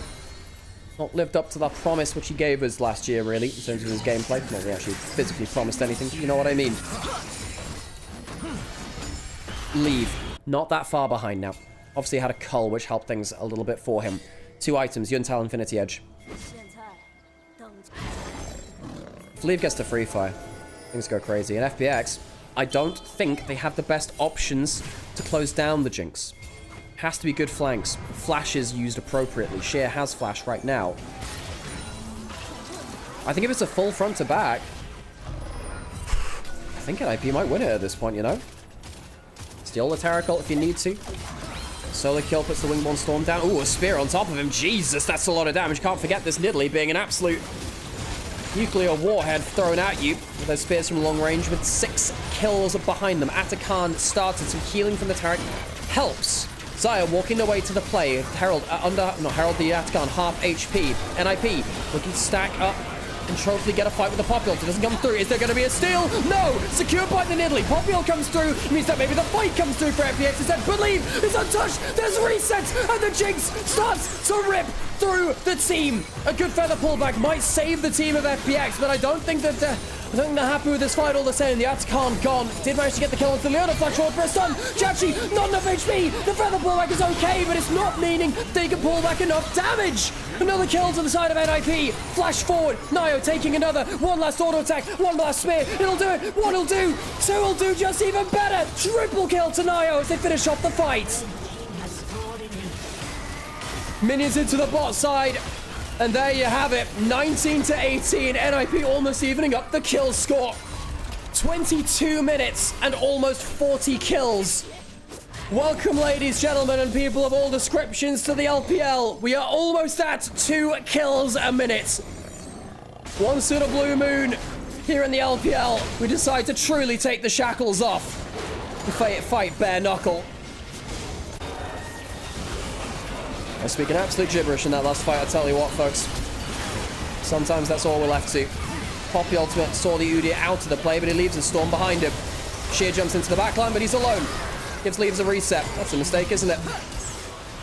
Talked about the backline access being a huge issue for FPX, and indeed it has been. It's good against the frontline spear landing onto Jachi. Insane damage onto him. Flash forward from solo kill. Again, real credit to him in this Udyr play. I think he's actually been quietly very, very impactful in the front line. Wouldn't surprise me to see solo kill having some horrendous damage numbers at the end of the game.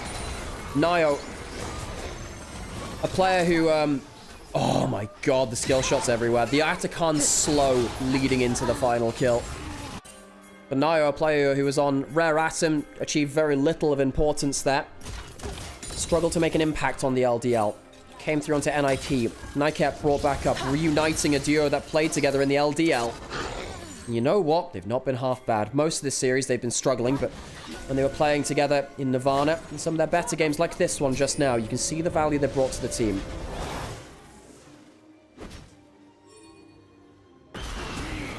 Oh. I gotta keep myself hydrated, folks. Voice is precious thing, it is.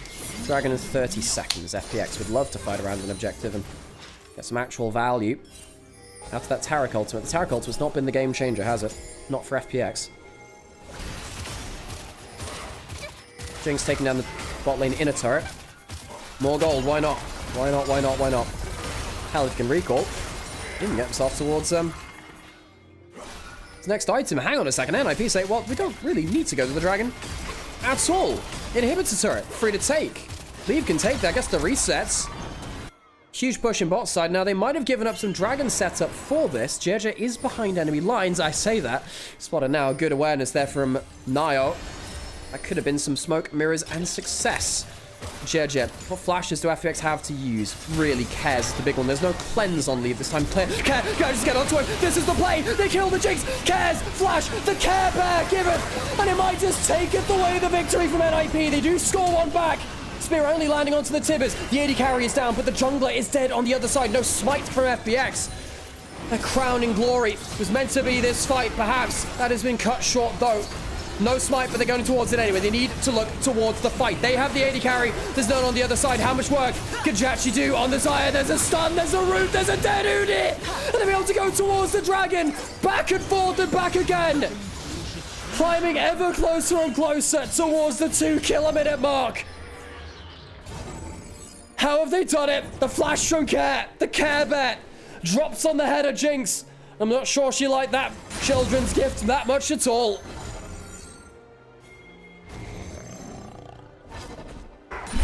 Well, if there's any way to ruin your voice, it's a game 5 with elimination on the line. And a 2 kill-a-minute game thrown back and forth and back again. Double stun onto both carries. The Terracult was taken. It has to be armed. Jeje dies. They lose the smite. Doesn't matter. Jinx is dead. Jinx is dead. No damage after that point. Has 3 items now. Can they manage that again? Step 1. Find the Jinx without summoners. Kill them. Step 2. Somehow do it again.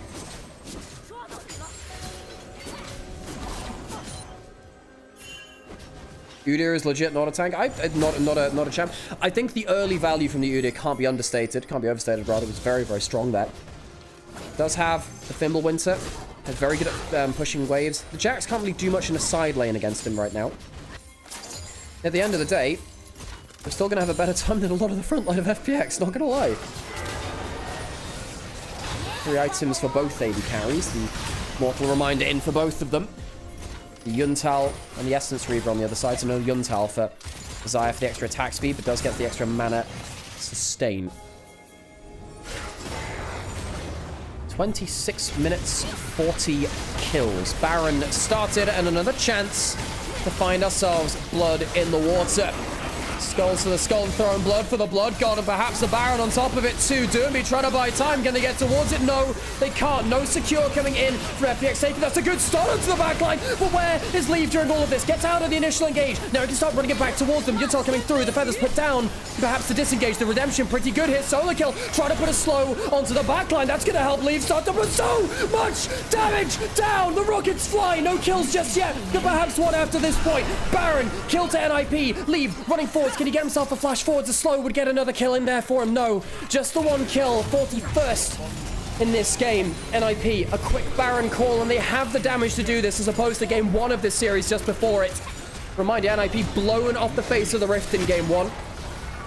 Not to be in this second one. FPX now have to defend their inhibitor. They don't have their Taric. Leave is going to keep getting resets off of the structures. Doesn't stack up in the way that champion kills do, but it is still powerful enough. Leave walking forward, taking a tower shot. What is the backline access? There is a flash from the Jax. Hang on, there's a lot of damage onto Jachi. Can they fight without that? There's going to be some damage down to go and Doomby. Goes Golden. Reset from Leave. Leave wants to leave it all behind. Right here, right now. Triple kill to the Jax and an access killed. NIP win game 5. And we'll move forwards.